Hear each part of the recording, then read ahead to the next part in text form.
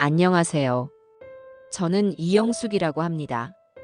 정말 큰일 날 뻔했던 제 이야기 좀 들어주세요.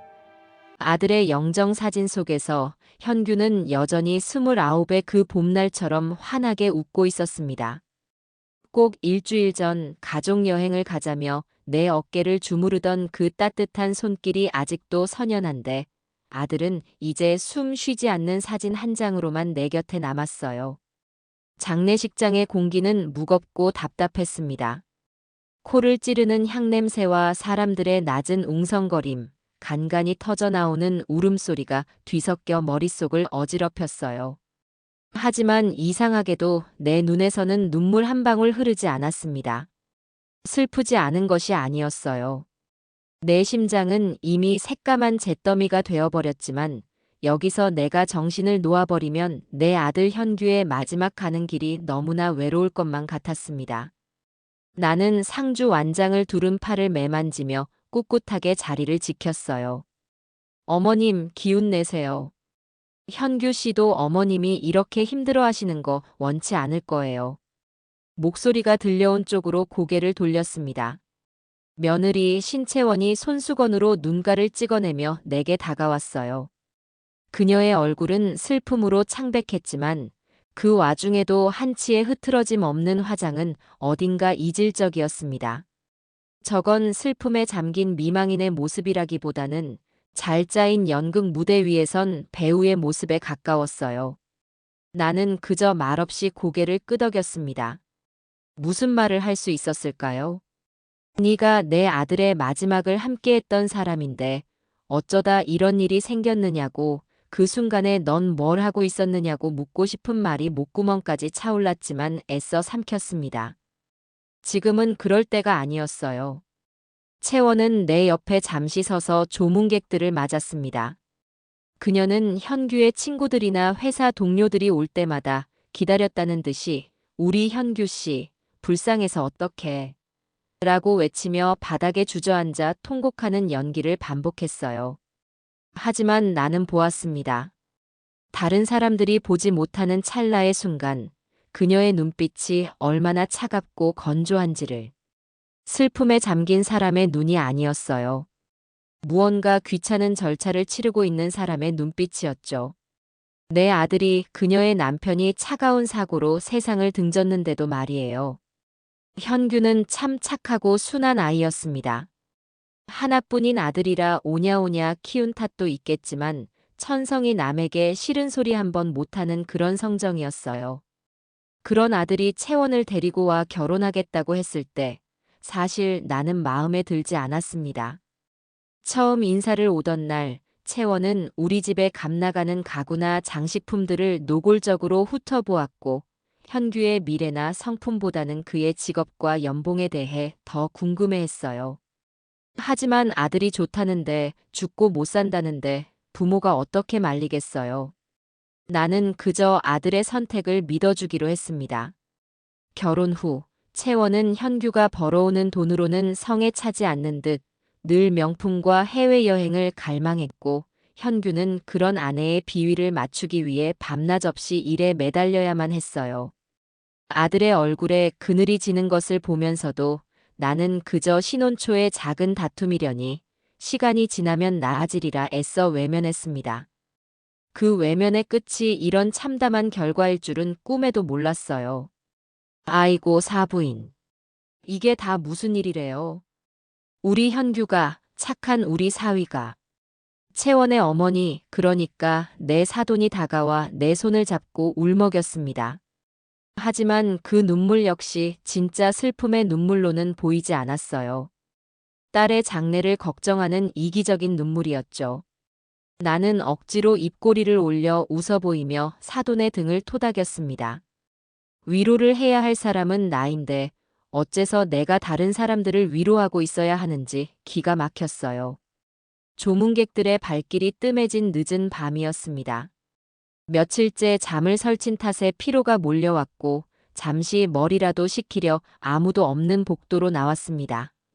차가운 벽에 등을 기대자 그나마 숨통이 트이는 것 같았어요. 그때였어요. 복도 구석, 비상계단으로 향하는 문틈으로 익숙한 목소리가 새어나왔습니다. 채원의 목소리였어요. 장례식장 안에서의 가식적인 울음소리와는 전혀 다른 아주 차분하고 냉정한 목소리였죠. 걱정하지 마. 다 계획대로 순조롭게 되고 있으니까. 나는 나도 모르게 숨을 죽이고 문 쪽으로 다가갔습니다. 누구와 통화하는 걸까? 혹시 내가 오해하는 걸 수도 있다는 생각이 들었지만 발걸음은 저절로 그쪽으로 향했어요. 응, 사고 처리도 아주 깔끔하게 됐어. 증거 같은 건 하나도 안 남았고. 역시 전문가는 다르더라. 전문가? 사고 처리에 전문가가 왜 필요하다는 말일까요? 단순한 빗길 교통사고가 아니었던가요? 머릿속이 하얗게 변하는 것 같았습니다. 심장이 미친 듯이 뛰기 시작했어요. 보험금? 그건 시간 좀 걸리겠지. 근데 그게 문제가 아니야. 이제 진짜 큰 거 하나만 처리하면 돼. 나는 떨리는 손으로 입을 막았습니다. 제발 내가 잘못 들은 것이기를. 이 모든 것이 아들을 잃은 슬픔이 만들어낸 끔찍한 환청이기를 바랐어요. 하지만 뒤이은 채원의 한마디는 내 마지막 희망마저 산산조각 내버렸습니다. 응, 이제 시어머니만 정리하면 전부 다 내 세상이 되는 거야. 정리. 그 한 단어가 비수처럼 날아와 내 심장에 박혔습니다. 아들의 사고가 정리된 것이었고, 이제 남은 큰 거 하나가 바로 나, 이영숙이라는 뜻이었어요. 온몸의 피가 차갑게 식다 못해 얼어붙는 기분이었습니다. 다리에 힘이 풀려 주저앉을 뻔한 것을 간신히 벽을 짚고 버텼어요. 아, 그래서였구나. 그래서 저토록 슬픈 기색 하나 없이 완벽한 연기를 할 수 있었던 거구나. 내 아들의 마지막을 슬퍼한 것이 아니라 자신의 계획이 성공한 것을 자축하고 있었던 거구나. 나는 비틀거리며 다시 장례식장 안으로 들어왔습니다. 아무 일도 없었다는 듯 나는 다시 상주 자리에 앉았어요. 하지만 이제 세상은 조금 전과 완전히 다르게 보였습니다. 현규의 영정 사진을 보니 미안함에 눈물이 쏟아질 것 같았어요. 아들아, 미안하다. 이 어미가 너무 무심했다. 네가 얼마나 힘들었을지, 얼마나 무서웠을지 미리 알아채지 못해서 정말 미안하다. 내 옆에서 여전히 조문객들을 맡고 있는 채원의 옆모습을 쳐다보았습니다. 조금 전까지 소름 끼치던 그 목소리의 주인이라고는 믿기지 않을 만큼 그녀는 다시 가련한 미망인의 가면을 쓰고 있었어요. 그녀의 일가 친척들이 그녀의 어깨를 두드리며 위로의 말을 건넸고 채원은 그때마다 금방이라도 쓰러질 것처럼 위태로운 모습을 연기했습니다. 역겨웠어요.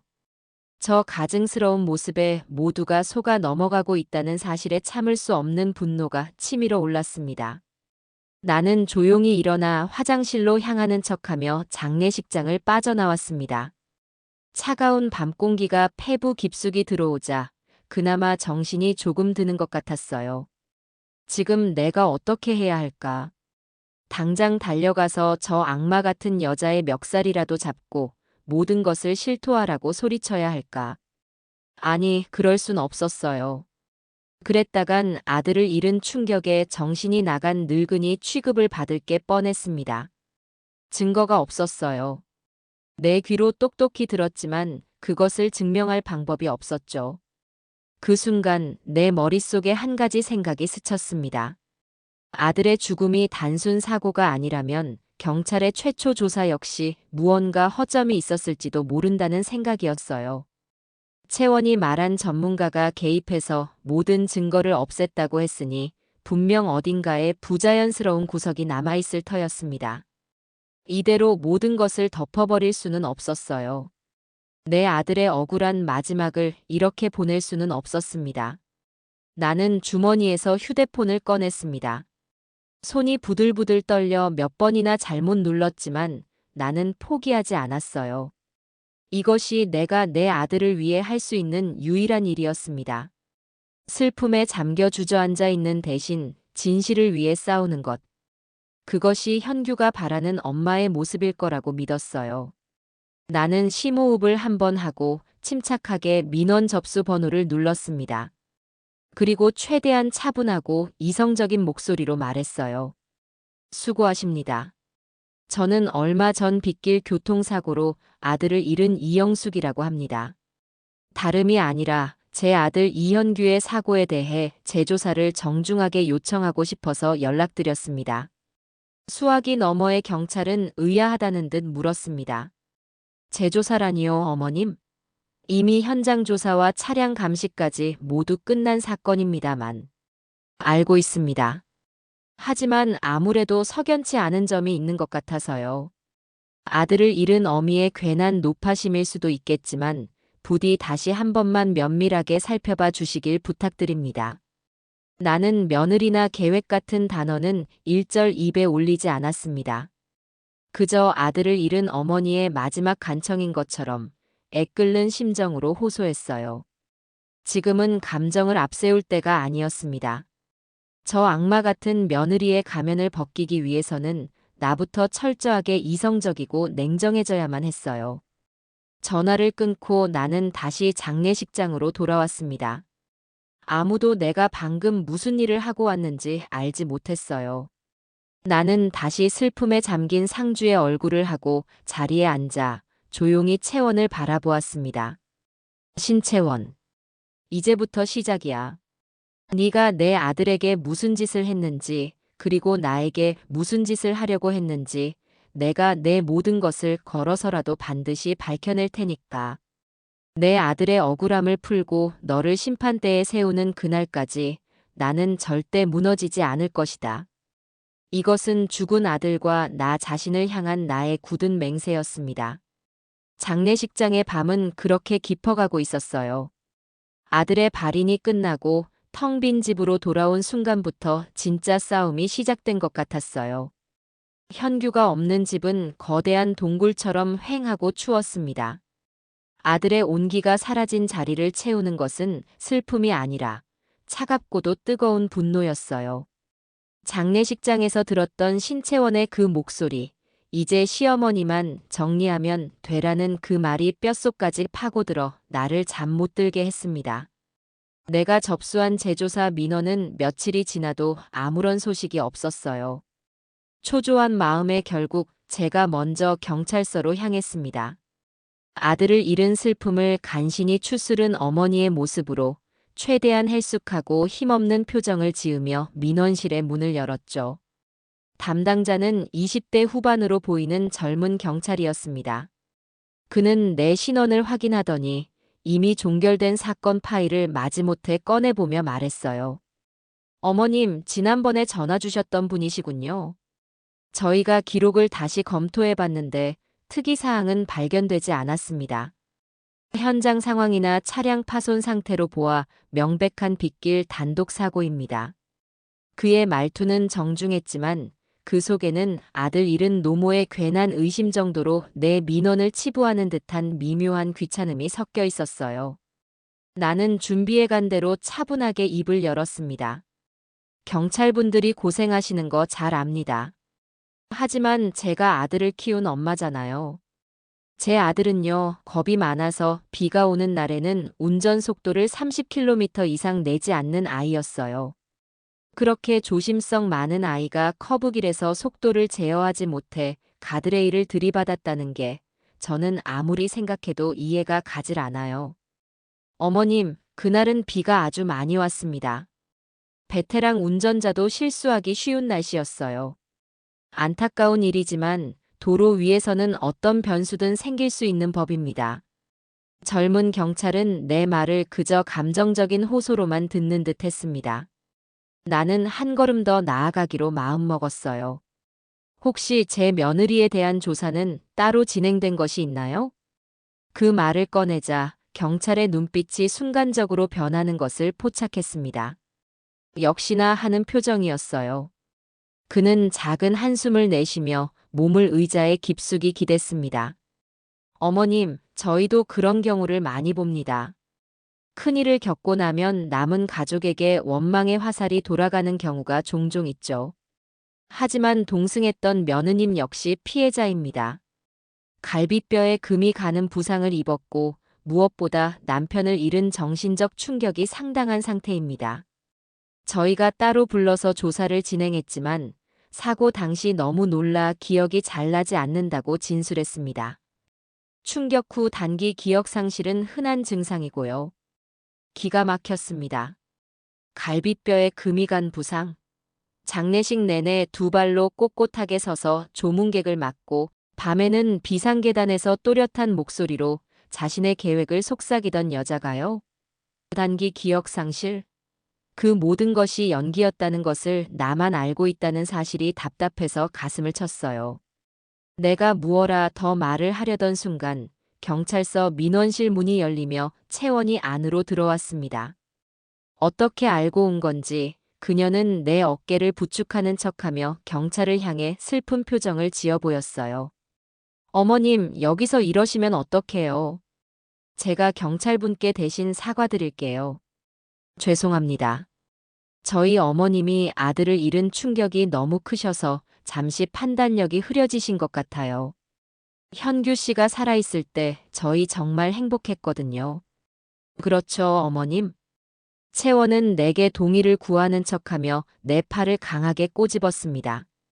여기서 소란을 피워봤자 나만 이상한 사람으로 몰릴 뿐이라는 무언의 협박이었죠. 젊은 경찰은 채원의 가련한 모습에 완전히 넘어가서는 오히려 나를 타이르는 듯한 눈빛으로 바라보았습니다. 어머님, 따님이 저렇게 걱정하시지 않습니까? 힘드시겠지만 이제 마음 추스르시고 돌아가시는 게 좋겠습니다. 따님이라는 말에 실소가 터져나올 뻔했어요. 결국 나는 아무런 소득도 없이 채원의 부축을 받는 연기를 하며 경찰서를 나와야만 했습니다. 경찰서 문을 나서자마자 채원은 내 팔을 거칠게 뿌리쳤어요. 그녀의 얼굴에서는 방금 전의 슬픈 기색은 온데간데 없이 사라지고 차가운 경멸만이 남아 있었죠. 어머님, 지금 뭐 하시는 거예요? 이제 와서 이런다고 뭐가 달라져요? 괜히 긁어부스럼 만들지 마시고 조용히 계세요. 현규 씨 마지막 가는 길 시끄럽게 만들고 싶지 않으시면요. 네가 어떻게 나한테 이럴 수 있어? 내 아들이 죽었는데. 그러게 누가 그렇게 운전하래요? 자기가 운전하다 사고 낸 걸 왜 저한테 와서 따지세요? 어머님이야말로 아들 하나 간수 못하신 거잖아요. 채원은 조금의 죄책감도 없이 쏘아붙이고는 뒤돌아 택시를 타고 사라졌습니다. 나는 그 자리에 한참을 서서 멀어지는 택시를 노려보았어요. 그래, 공권력은 내 편이 아니구나. 그렇다면 나 혼자서라도 증거를 찾아야만 한다. 나는 곧장 현규와 채원이 살던 아파트로 향했습니다. 다른 건 몰라도 내 아들의 손때가 묻은 물건들만큼은 저 악마 같은 여자의 손에 넘겨줄 수 없었어요. 아파트에 도착해 초인종을 누르자 채원은 문을 열어주지 않고 인터폰으로 말했습니다. 무슨 일이세요? 이제 저랑 어머님은 볼 일 없는 사이 아닌가요? 문 열어. 내 아들 물건들 가지러 왔다. 어머님, 이건 현규 씨와 저의 추억이 담긴 공간이에요. 어머님이 함부로 들어와서 뒤질 곳이 아니라고요. 추억? 웃기지 마. 네가 감히 내 아들과의 추억을 입에 올려. 당장 문 열지 않으면 나 여기서 소리 지르고 경찰 부를 거야. 남편 죽은 지 얼마나 됐다고 시어머니 문전박대하는 며느리라고 온 동네에 소문 다 낼 줄 알아. 내 기세에 눌린 건지 잠시 후 현관문이 마지못해 열렸습니다. 채원은 팔짱을 낀 채 비켜서며 나를 쌀쌀맞게 쳐다봤어요. 집 안은 여전히 고급 가구와 장식품들로 가득했지만 어딘지 모르게 찬 기운이 감돌았습니다. 나는 다른 곳은 쳐다보지도 않고 곧장 현규의 서재로 향했어요. 그곳은 아들이 유일하게 자신의 공간으로 사용하던 곳이었습니다. 어머님, 남의 물건 함부로 건드리지 마세요. 다 제 남편 유품이고 법적으로 상속권은 저한테 있는 거 아시죠? 채원은 내 등 뒤에 서서 날카롭게 감시했습니다. 나는 그녀의 말을 무시하고 아들의 책상 위를 살폈어요. 평소 아들이 쓰던 만년필, 읽다 만책, 그리고 작은 다이어리 하나가 눈에 들어왔습니다. 나는 그것들을 서둘러 챙겨 미리 준비해간 큰 가방에 담기 시작했어요. 책장에 꽂힌 앨범들과 서랍 속의 낡은 편지들까지 아들의 흔적이 담긴 것이라면 무엇이든 챙겼습니다. 지금 뭐 하시는 거예요? 그거 다 내려놓으세요. 채원이 내 팔을 잡아챘지만 나는 뿌리치며 소리쳤습니다. 이건 내 아들 물건이야. 네가 손 뗄 자격 없어. 기가 막혀서. 어머님이야말로 무슨 자격으로 남의 집에 와서 행패세요? 이거 다 엄연한 절도예요. 절도? 그럼 신고해. 경찰 불러서 내 아들 물건 내가 가져가는 게 왜 절도인지 한번 따져보자. 나는 물러서지 않았습니다. 여기서 밀리면 끝장이라는 생각이 들었어요. 결국 채원은 더 이상 나를 막지 못하고 분하다는 듯 입술만 깨물고 있었죠. 나는 챙길 수 있는 만큼의 유품을 가방에 가득 담아 집을 나섰습니다. 아파트를 빠져나오자마자 참았던 숨이 터져나왔어요. 짧은 시간이었지만 마치 전쟁이라도 치른 기분이었습니다. 집으로 돌아와 나는 현관문을 잠그고 거실 바닥에 아들의 물건들을 모두 쏟아냈습니다. 아들의 채취가 희미하게 남아있는 물건들을 하나하나 쓸어보자 그제야 참았던 눈물이 쏟아졌어요. 한참을 울고 나서야 나는 겨우 마음을 추스르고 물건들을 정리하기 시작했습니다. 그러다 손에 잡힌 것이 바로 아들의 다이어리였어요. 매일 꼼꼼하게 무언가를 기록하던 아들의 습관을 알기에 나는 떨리는 손으로 다이어리를 펼쳤습니다. 다이어리는 평범한 일상 기록으로 시작되었어요. 회사 일, 친구들과의 약속, 그리고 나와의 저녁 식사 같은 소소한 이야기들이었죠. 하지만 채원과 결혼한 시점을 지나면서부터 다이어리의 분위기는 조금씩 어두워지기 시작했습니다. 아내가 새 가방을 원한다. 지난달에 산 가방은 유행이 지났다고 한다. 내 월급으로는 감당하기 힘든데 어떻게 말해야 할지 모르겠다. 채원이 친구들과 유럽 여행을 가고 싶다고 한다. 최소 1,000만 원은 필요할 텐데 마이너스 통장도 이제 한도에 거의 다 찼다. 페이지를 넘길수록 아들이 느꼈을 경제적인 압박감이 고스란히 전해져 왔어요. 그리고 사고가 있기 약 서너 달 전의 페이지에서 나는 눈을 의심할 수밖에 없었습니다. 채원이 보험 설계사를 데리고 왔다. 나를 위한 거라며 큰 금액의 생명보험 가입을 권유했다. 왠지 모르게 마음이 불편했지만 나를 위한다는 말에 거절할 수가 없었다. 수익자는 당연히 채원이었다. 심장이 철렁 내려앉았습니다. 장례식장에서 들었던 채원의 통화 내용과 퍼즐 조각이 맞춰지는 순간이었어요. 나는 떨리는 손으로 다음 장을 넘겼습니다. 그 후로도 아들은 아내의 과도한 요구와 자신의 무력감에 대해 괴로워하는 심경을 여러 번 토로했어요. 오늘은 채원과 크게 다퉜다. 더 이상은 힘들다고 말하자 나를 사랑하지 않느냐며 울었다.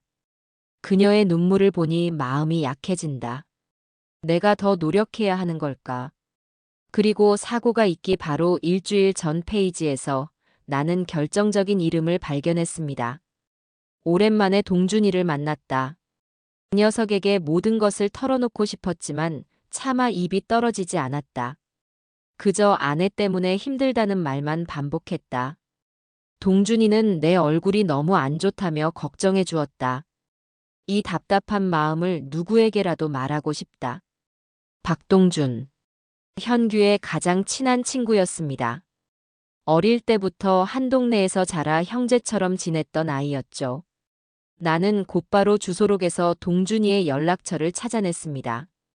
이 아이라면 현규가 차마 나에게는 털어놓지 못했던 무언가를 알고 있을지도 모른다는 희망이 생겼어요. 나는 다이어리를 가슴에 품고 한참을 앉아 있었습니다. 이것은 단순한 다이어리가 아니었어요. 내 아들이 세상에 남긴 마지막 외침이자 억울함을 풀어달라는 간절한 호소였습니다. 경찰도 세상도 내 말을 믿어주지 않았지만 이제 나에게는 싸워야 할 분명한 이유와 작은 단서가 생겼습니다. 나는 눈물을 닦고 굳게 마음을 먹었어요. 신채원, 네가 아무리 완벽하게 모든 것을 지웠다고 생각해도 진실은 이렇게 반드시 흔적을 남기는 법이야. 내 아들이 남긴 이 흔적들을 따라 나는 너의 가면을 벗겨낼 모든 증거를 찾아낼 것이다. 그때까지 나는 절대 포기하지 않을 거예요. 이것은 이제 나 혼자만의 싸움이 아니었습니다. 하늘에서 보고 있을 내 아들 현규와 함께하는 싸움이었어요. 나는 굳은 결심을 다지며 동준이에게 전화를 걸기 위해 휴대폰을 들었습니다. 두 번째 라운드의 시작을 알리는 벨소리가 울리고 있었어요. 제3장. 동준이에게 전화를 걸기 전 나는 잠시 숨을 골라야만 했습니다. 이 전화 한 통에 앞으로의 모든 것이 달려있을지도 모른다는 생각에 심장이 분수처럼 뿜어대는 피를 감당하기 힘들 정도로 세차게 뛰었어요. 아들의 다이어리에 적힌 마지막 희망. 나는 마른 침을 삼키고 통화 버튼을 눌렀습니다. 신호음이 몇 번 울리고 잠시 망설이는 듯한 기색과 함께 낯익지만은 않은 몇 년의 세월이 묻은 동준이의 목소리가 들려왔습니다. 여보세요? 동준이니? 나 현규 엄마야. 수화기 너머에서 순간 정적이 흘렀습니다. 당황한 기색이 역력했어요. 하긴 아들의 장례식 이후로 거의 한 달이 다 되어가는 시점에 상주였던 친구의 엄마에게서 갑자기 걸려온 전화가 반가울 리는 없겠죠. 아주머니, 안녕하세요. 잘 지내셨어요? 뭘 잘 지내겠니? 그냥 그렇게 지낸다. 동준아, 혹시 지금 통화 괜찮을까? 내가 잠깐 물어볼 게 있어서. 내 목소리가 너무 절박하게 들렸던 걸까요? 동준이는 잠시 머뭇거리더니 주변의 소음을 차단하려는 듯 조용한 곳으로 이동하는 기척을 보였습니다. 네, 괜찮아요, 아주머니. 무슨 일이세요? 다름이 아니라 현규 다이어리를 보다가 네 이름을 봤어. 마지막에 너랑 만났던 모양이더라. 아, 네. 그날 현규 만나서 저녁 먹었어요. 얼굴이 너무 안 좋아 보여서 걱정했는데 그렇게 갑자기 가버릴 줄은. 동준이의 목소리가 착잡하게 가라앉았습니다. 그에게도 현규의 죽음은 여전히 큰 충격이고 슬픔일 테죠. 나는 본론을 꺼내기 위해 조심스럽게 운을 떼었습니다. 그날 현규가 혹시 무슨 힘든 일 있다고 얘기 안 하던 내가 모르는 그런 이야기 같은 거 말이야. 동준이는 대답이 없었습니다. 그 침묵이 오히려 더 많은 것을 말해주고 있었어요. 무언가 알고 있지만 차마 입 밖으로 꺼내기가 두려운 사람의 침묵이었죠. 나는 애써 더 다정한 목소리로 그를 재촉했습니다. 동준아, 아주머니 좀 도와줘. 나는 지금 지푸라기라도 잡는 심정이야. 아주 작은 거라도 괜찮아. 현규가 혹시 아내 때문에 힘들어하진 않았니? 그 말에 동준이는 마침내 무거운 한숨과 함께 굳게 닫고 있던 입을 열기 시작했습니다. 아주머니 사실 그동안 계속 마음에 걸렸어요. 현규 장례식장에서도 말씀드리려고 했는데 신채원 씨가 옆에서 하도 감시를 해서 말을 꺼낼 수가 없었어요. 감시라니? 그게 무슨 말이야? 그 여자 보통이 아니에요. 현규가 결혼하고 나서 저희 친구들하고도 거의 못 만났어요. 만나는 걸 무척 싫어했거든요. 돈 못 버는 친구들하고 어울리면 물든다고 현규한테 그런 소리까지 했대요. 기가 막혔습니다. 내 아들이 친구도 못 만나게 할 정도로 구속하고 감시했다니. 그날 만났을 때도 현규가 그러더라고요. 자기가 지금 사는 게 아니라고.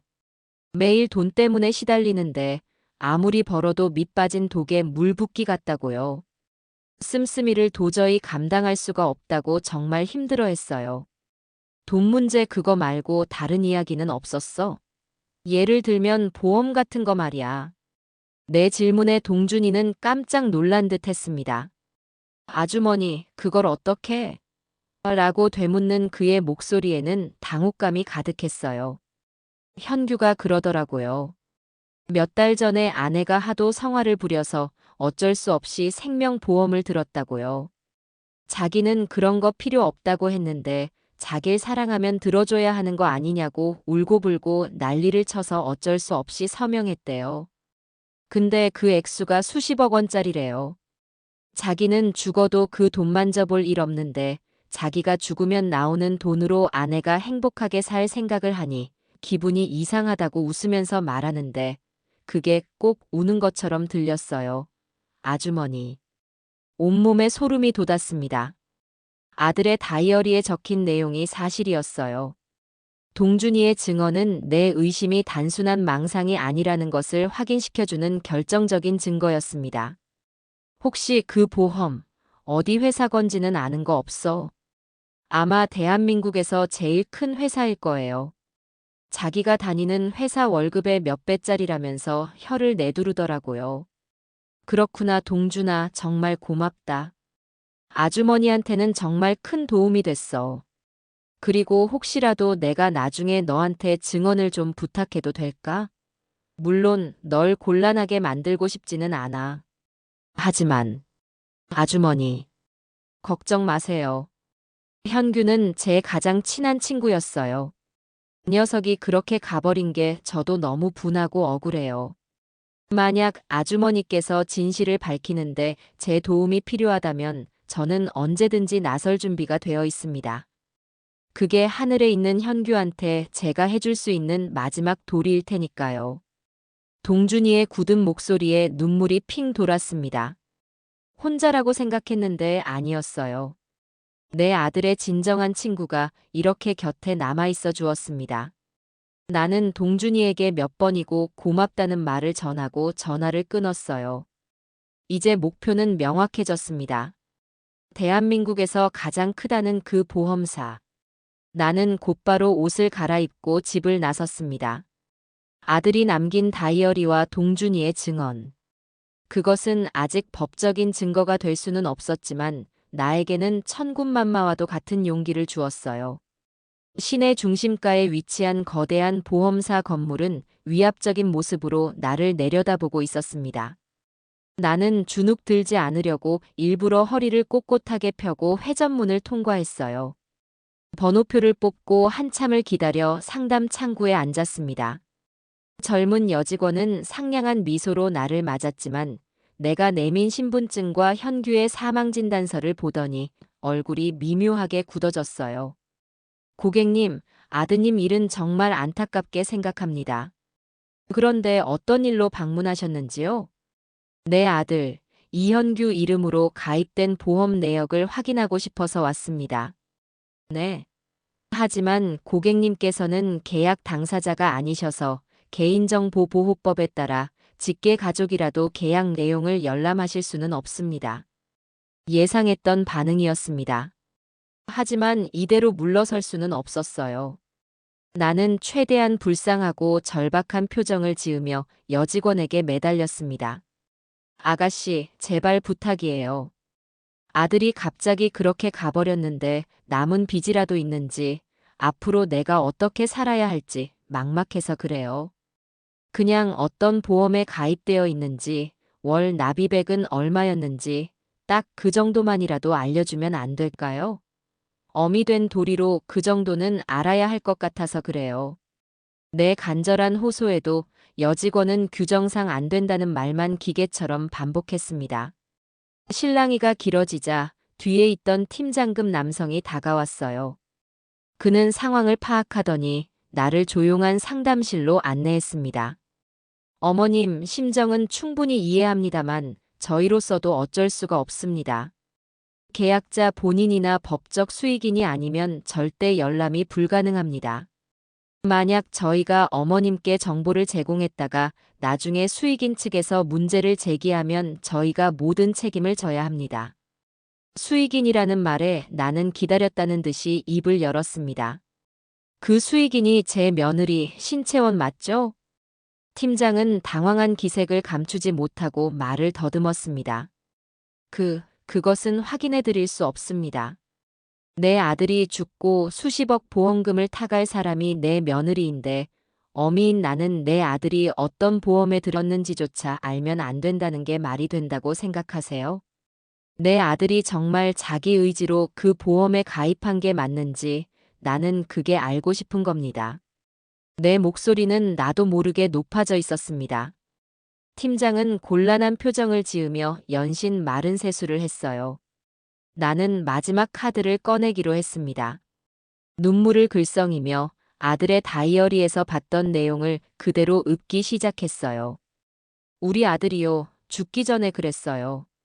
자기는 그 보험 들기 싫었다고. 아내가 하도 강요해서 어쩔 수 없이 서명해줬다고. 당신네 회사 설계사랑 같이 찾아와서 사랑하면 들어줘야 하는 거 아니냐고 울고불고 매달려서 어쩔 수 없었다고 했단 말입니다. 당신네 회사는 계약자가 정말 자기 의지로 가입하는 건지 확인도 안 하고 실적 올리려고 무작정 계약부터 시키는 곳인가요? 내 아들 죽음이 당신네 회사 실적하고 관련이 있는 거라면 나 여기서 그냥 못 넘어가요. 언론사에 제보하고 금융감독원에도 민원 넣을 겁니다. 불완전 판매와 민원이라는 말에 팀장의 얼굴이 하얗게 질렸습니다. 보험사에서 가장 무서워하는 것이 바로 이런 문제들이었죠. 그는 잠시 고민하더니 어디론가 전화를 걸어 한참을 이야기했습니다. 그리고는 마침내 내 앞에 컴퓨터 모니터를 돌려 화면을 보여주었어요. 화면에는 피보험자 이현규의 계약 내용이 빼곡하게 적혀 있었습니다. 가입일은 불과 4개월 전. 월 납입액만 해도 현규의 월급 절반에 가까운 엄청난 금액이었어요. 그리고 사망 시 지급되는 보험금은 무려 30억 원. 특약 사항에는 사고로 인한 사망 시 2배 지급이라는 문구가 선명하게 적혀 있었습니다. 현규의 사고는 명백한 사고였으니 채원이 받게 될 돈은 60억 원에 달하는 것이었어요. 그리고 그 아래 수익일란에는 신채원이라는 이름이 너무나도 선명하게 박혀 있었습니다. 온몸의 힘이 쭉 빠져나가는 기분이었습니다. 의심이 확신으로 바뀌는 순간 분노보다도 먼저 아들에 대한 미안함과 안타까움이 해일처럼 밀려왔어요. 이 무거운 짐을 혼자 짊어지고 얼마나 힘들었을까. 왜 엄마한테는 말 한마디 못하고 바보같이 혼자 끙끙 앓았던 걸까? 나는 상담실을 어떻게 빠져나왔는지 기억나지 않아요. 정신을 차렸을 때 나는 보험사 건물 앞 벤치에 멍하니 앉아 있었습니다. 이제 어떻게 해야 할까? 동준이의 증언과 이 보험 계약 사실만으로는 채원의 계획을 입증하기에 부족했어요. 오히려 며느리가 남편을 사랑해서 비싼 보험 하나 들어준 것이고 시어머니가 며느리가 받을 보험금을 탐내서 모함한다고 역공을 당할 수도 있는 일이었습니다. 그때 휴대폰이 울렸습니다. 발신자는 며느리라고 저장된 세상에서 가장 보고 싶지 않은 이름이었어요. 받을까 말까 망설이다가 이젠 피할 때가 아니라는 생각에 통화 버튼을 눌렀습니다. 여보세요. 어머님, 지금 어디세요? 집에 안 계시던데. 네가 알 거 없어. 목소리 들으니 아직 기운이 넘치시네. 제가 경찰서에 가지 말라고 경고했을 텐데요. 근데 이번엔 또 어딜 싸돌아다니시는 거예요? 설마 보험회사라도 다녀오셨나? 채원의 목소리에는 비웃음이 가득했습니다. 모든 것을 알고 있다는 듯한 여유로운 태도였어요. 아마 보험사 팀장이 자신에게 연락을 취했을 테죠. 그래, 다녀왔다. 네가 내 아들 목숨값으로 얼마짜리 복권을 긁었는지 똑똑히 보고 오는 길이다. 복권이라니 말씀이 심하시네요. 그건 현규 씨가 저를 얼마나 사랑했는지 보여주는 증거라고요. 어머님은 평생 만져보지도 못할 돈 아니에요? 신채원, 너 정말 악마구나. 악마. 제가 뭘 어쨌다고요. 남편이 남겨준 유산 받겠다는데 이게 그렇게 잘못된 건가요? 법적으로 아무 문제 없는데 어머님이 자꾸 이러시면 저도 가만히 안 있어요. 명예훼손으로 고소라도 해드릴까요?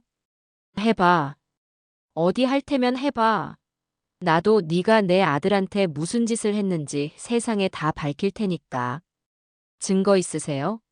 없잖아요. 어머님 혼자 망상하고 추측하는 것뿐이지. 경찰도 제 편이고 법도 제 편이에요. 어머님은 그냥 아들 잃은 늙은이일 뿐이고요. 그러니까 제발 주제 파악 좀 하시고 조용히 사세요. 그러다 길에서 쓰러지시기라도 하면 저만 곤란해지니까. 채원은 일방적으로 전화를 끊어버렸습니다. 휴대폰을 쥔 손이 분노로 부들부들 떨렸어요. 그녀의 말이 맞았습니다. 지금 나에게는 결정적인 증거가 없었어요. 그녀의 오만하고 자신감 넘치는 태도는 바로 그 사실에서 나오는 것이었죠. 하지만 나는 여기서 포기할 수 없었습니다. 오히려 그녀의 도발이 내 안에 잠자고 있던 마지막 도끼까지 끌어올렸어요. 그래, 나 혼자 힘으로 안 된다면 이제는 다른 방법을 찾아야만 한다. 법과 제도가 저 악마의 편이라면 나는 그 법과 제도를 뛰어넘는 사람을 찾아야겠다고 결심했습니다. 나는 자리에서 일어나 비장한 표정으로 어딘가로 발걸음을 옮기기 시작했어요. 이제 더 이상 물러설 곳도 망설일 이유도 없었습니다. 전쟁은 이제부터 시작이었으니까요. 보험사를 나온 내 머릿속은 복잡한 실타래처럼 엉켜 있었습니다.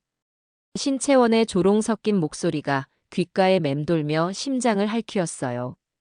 증거 있으세요? 그녀의 말이 맞았습니다. 심증은 차고 넘쳤지만 법정에서 그녀의 죄를 입증할 물증이 없었어요. 이대로라면 나는 그저 아들을 잃고 며느리를 시기하는 정신 나간 시어머니로 남게 될 터였습니다. 혼자서는 안 된다는 것을 뼈저리게 깨달았어요. 나에게는 보이지 않는 증거를 찾아내고 흩어진 조각들을 꿰어 맞출 전문가가 필요했습니다. 문득 몇 년 전 친척 모임에서 들었던 이야기가 떠올랐습니다. 사업 문제로 억울한 소송에 휘말렸던 먼 조카가 변호사도 해결하지 못한 문제를 어떤 사람의 도움으로 해결했다는 이야기였죠. 그 사람은 전직 형사 출신으로 경찰 조직의 생리를 꿰뚫고 있으면서도 합법과 불법의 경계를 아슬아슬하게 넘나들며 진실을 파헤치는 능력이 탁월하다고 했습니다. 사람들은 그를 해결사라고도 하고 그림자라고도 불렀어요. 나는 수소문 끝에 그 조카에게 연락해 사건 진실 규명 전문가라는 거창한 직함을 가진 그 사람의 연락처를 얻어낼 수 있었습니다. 그의 사무실은 구시가지의 낡은 상가 건물 3층에 있었습니다. 간판도 제대로 달려있지 않은 낡은 철문을 열고 들어서자 담배 연기와 퀴퀴한 서류 냄새가 코를 찔렀어요. 사무실 안에는 한 남자가 서류 더미에 파묻힌 채 앉아 있었습니다. 50대 중반쯤으로 보이는 그는 날카로운 눈매와 다부진 턱을 가진 한눈에 봐도 평범한 사람은 아니라는 인상을 주었어요. 그가 바로 소문으로만 듣던 전문가, 강태석 소장이었습니다. 무슨 일로 오셨습니까? 그는 나를 아래 위로 훑어보며 낮고 무뚝뚝한 목소리로 물었습니다. 나는 준비해간 서류 가방을 열어 아들의 다이어리와 사망진단서, 그리고 보험사에서 몰래 찍어온 계약 내용 사진을 그의 책상 위에 올려놓았어요. 그리고 장례식장에서부터 지금까지 있었던 모든 일들을 빠짐없이 최대한 담담하게 설명하기 시작했습니다. 며느리의 섬뜩한 통화 내용, 경찰의 미온적인 태도, 아들의 다이어리에 남겨진 고통의 흔적, 그리고 수십억 원짜리 생명보험까지. 내 이야기가 길어질수록 그의 무표정하던 얼굴에 조금씩 흥미로운 기색이 어리기 시작했어요. 이야기를 모두 마쳤을 때 강 소장은 한참 동안 아무 말 없이 서류들을 번갈아 쳐다보았습니다. 그의 침묵이 나를 초조하게 만들었어요. 혹시 그조차도 내 이야기를 믿어주지 않으면 어떡하나 가슴이 조마조마했습니다. 한참의 시간이 흐른 뒤 그는 드디어 입을 열었어요. 어머님, 아드님 일은 유감입니다. 하지만 이건 보통 사건이 아니군요. 그래서 소장님께서 좀 도와주실 수 있겠습니까? 저는 이제 기댈 곳이 없습니다. 비용은 얼마든지 드리겠습니다. 제가 평생 모은 돈 전부라도 드릴 수 있어요. 나는 절박하게 매달렸습니다. 강 소장은 그런 나를 지그시 바라보더니 짧게 말했어요. 비용은 성공 보수입니다. 진실이 밝혀지고 어머님이 원하는 결과를 얻었을 때 받겠습니다. 대신 제가 하는 일에 대해서는 일절 묻지 마시고 전적으로 저를 믿고 따라와 주셔야 합니다. 그의 눈빛에는 강한 자신감이 서려 있었습니다. 나는 그 자리에서 고개를 끄덕였어요. 드디어 어둠 속에서 한 줄기 빛을 발견한 기분이었습니다. 우선 며느님이란 사람에 대해 먼저 제대로 알아봐야겠습니다. 신채원 이름이 참 예쁘군요. 예쁜 꽃에는 가시가 있는 법이죠. 그날 이후 강 소장의 조사는 신속하고 은밀하게 이루어졌습니다. 나는 그의 연락을 기다리며 하루하루를 피 말리는 심정으로 보냈어요. 며칠 뒤 강 소장에게서 연락이 왔습니다. 그의 사무실을 다시 찾았을 때 책상 위에는 신채원이라는 이름이 적힌 두툼한 보고서 파일이 놓여 있었어요. 신채원, 올해 30살. 알려진 바로는 평범한 중산층 가정의 외동딸입니다만 실상은 좀 다릅니다. 아버지가 하던 작은 공장이 몇 년 전 부도가 났고 집안은 빚더미에 올라앉았습니다. 하지만 신채원의 씀씀이는 줄어들지 않았죠. 강 소장은 채원의 신용카드 내역서를 내 앞에 펼쳐 보였습니다. 명품 쇼핑, 고급 레스토랑, 해외여행, 피부과 시술. 그녀의 카드값은 매달 수천만 원에 달했고 그 빚은 고스란히 제2금융권, 재상금융권의 대출로 이어지고 있었어요. 그리고 이게 더 흥미로운 부분입니다. 강 소장은 채원의 과거 남자 관계에 대한 조사 자료를 보여주었습니다. 그녀는 현규를 만나기 전에도 몇몇 부유한 남성들과 교제했었는데 그 관계가 끝날 때마다 항상 거액의 위자료나 선물을 받아냈다는 기록이 있었어요. 법적인 문제로 비화된 적은 없었지만 교묘하게 상대방의 약점을 잡아 금전적인 이득을 취하는데 아주 능숙한 여자였습니다. 며느님은 상습범입니다, 어머님. 사람의 마음을 얻는 기술과 그것을 이용해 자신의 욕망을 채우는 기술을 아주 잘 알고 있는 거죠. 아드님은 그저 여러 타겟 중 하나였을 뿐이고 이번에는 결혼과 보험이라는 더 큰 판을 짠 겁니다. 강 소장의 분석은 냉정했지만 정확하게 현실을 꿰뚫고 있었어요. 나는 분노에 떨리는 손으로 다음 장을 넘겼습니다. 거기에는 장례식장에서 채원이 통화했던 상대방에 대한 정보가 담겨 있었어요. 장례식장에서 통화한 상대는 채원에게 돈을 빌려준 대부업체 직원이었습니다. 통화 내용을 저희 쪽 기술로 일부 복원해 보니 채원이가 그 남자에게 계획이 성공했으니 조금만 기다려라. 큰 거 한 방 터지면 네 목도 두둑이 챙겨주겠다고 말한 내용이 확인됐습니다. 그렇다면 아들의 사고에도 그놈들이 개입했을 가능성이 충분히 있습니다. 하지만 아직 증거는 없어요. 그리고 어머님께서 들으셨다는 그 말, 이제 시어머니만 정리하면 된다는 말도 분석해봤습니다. 강 소장은 내 앞으로 부동산 등기부등본 한 장을 내밀었습니다. 내가 지금 살고 있는 이 집의 등본이었어요. 아드님이 어머님의 유일한 직계비속, 즉 상속 1순위입니다. 만약 어머님께서 먼저 돌아가셨다면 이 집을 포함한 어머님의 모든 재산은 아드님에게 상속되죠. 그리고 아드님이 사망했으니 그 재산은 결국 배우자인 신채원에게 모두 넘어가게 됩니다. 며느님은 아드님의 보험금뿐만 아니라 어머님의 재산까지 전부 노리고 있었던 겁니다. 큰 거 하나는 바로 어머님 자신을 의미하는 게 맞습니다. 모든 퍼즐 조각이 완벽하게 맞춰졌습니다. 채원의 끔찍한 계획의 전체 그림을 마주하자 등골에 식은땀이 흘렀어요. 단순한 의심이 아니라 내 목숨이 걸린 문제였습니다. 나는 이제 더 이상 피해자의 어머니가 아니었어요. 저 악마의 다음 타겟이었죠. 소장님, 그럼 저는 이제 어떻게 해야 합니까? 기다리는 겁니다.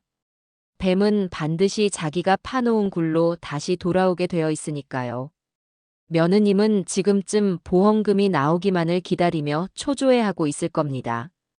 그리고 그 돈이 나오기 전에 자신의 계획에 가장 큰 걸림돌인 어머님을 먼저 처리하려고 할 가능성이 높아요. 우리는 그 순간을 기다렸다가 덫을 놓는 겁니다. 강 소장의 말대로 며칠 뒤 거짓말처럼 채원에게서 전화가 걸려왔습니다. 강 소장의 사무실에서 스피커폰으로 그 전화를 함께 받았어요. 어머님, 저 채원이에요. 이전의 가시 돋친 목소리와는 전혀 다른 꿀처럼 달콤하고 살가운 목소리였습니다. 그동안 제가 너무 못되게 굴었죠? 현규 씨를 잃은 슬픔에 저도 모르게 이성을 잃었나 봐요. 정말 죄송해요, 어머님. 제가 다 잘못했어요. 가증스러운 연기였지만 나는 강 소장의 지시대로 아무것도 모르는 척 받아주었습니다. 그래. 어머님도 기운 차리셔야죠. 제가 맛있는 저녁 식사라도 대접하고 싶어서요. 내일 저녁 저희 집으로 오시겠어요? 제가 어머님 좋아하시는 걸로만 한 상 가득 차려놓고 기다릴게요. 저희 이제 서로 의지하면서 살아야죠. 올 것이 왔구나. 강 소장과 내가 눈빛을 교환했습니다. 이것은 화해의 제스처가 아니라 나를 자신의 소굴로 끌어들이려는 명백한 초대장이었어요. 나는 목이 메는 것을 참고 최대한 평온한 목소리로 대답했습니다. 그래, 가마. 네가 차려주는 밥 한번 먹어봐야지. 전화를 끊자 강 소장이 비장한 표정으로 말했습니다. 내일이 결전의 날이 될 겁니다, 어머님.